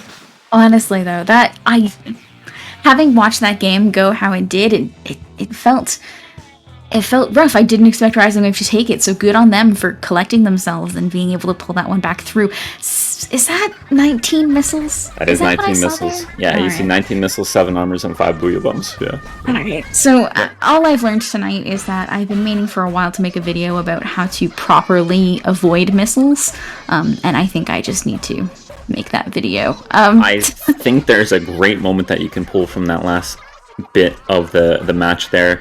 I think 2 moments actually. I think Henry going up in that Inkjet a bit prematurely, with only really Red Shell there to capitalize on any sort of chip damage done from the Inkjet. Didn't find a pick. The members of Rising Wave just backed away, got their specials ready, and it ended up being a bit of a wasted Inkjet. Didn't allow for a lot to come in, but meanwhile followed in with Red Shell and kind of just got stuck in Red Shell's missiles. Probably chasing after your teammate who's also missiled, not the greatest idea. So, I don't know. Maybe that's the opening of the vid. Maybe you just missile them and you want to be near them. That said, Rising Wave played fantastically tonight, as per usual, and so did Tempest. Tempest did a great job. I think they just have a few adjustments they need to make between now and next time when they face Rising Wave, hopefully in another SOS. But for now, congratulations, Rising Wave. Beautiful, beautiful play tonight, and congratulations, Barry, for being able to be here and to commentate with me. Yeah. You're welcome. Congratulations to me indeed. Always a pleasure to spend a night on the mic with you and your lovely voice and your lovely insight into the game. Some beautiful matches that we got to see as well. And I do want to say, I believe there's a Low Ink coming up too that we should probably plug, right? Oh yeah, sign up for Low Ink. Yeah. Well, we sign up skipped for a couple, else. it seems. Sign up for else. But yeah, Low Ink is always a fantastic event. Some amazing stories, some amazing gameplay. Legitimately, right now in Splatoon, there's no better show to watch than Low Ink. So even if you aren't playing, definitely tune in and check it out. It's going to be amazing. It always is amazing. And the people at IPL always put on a great show. So sign up for Low Ink, or else.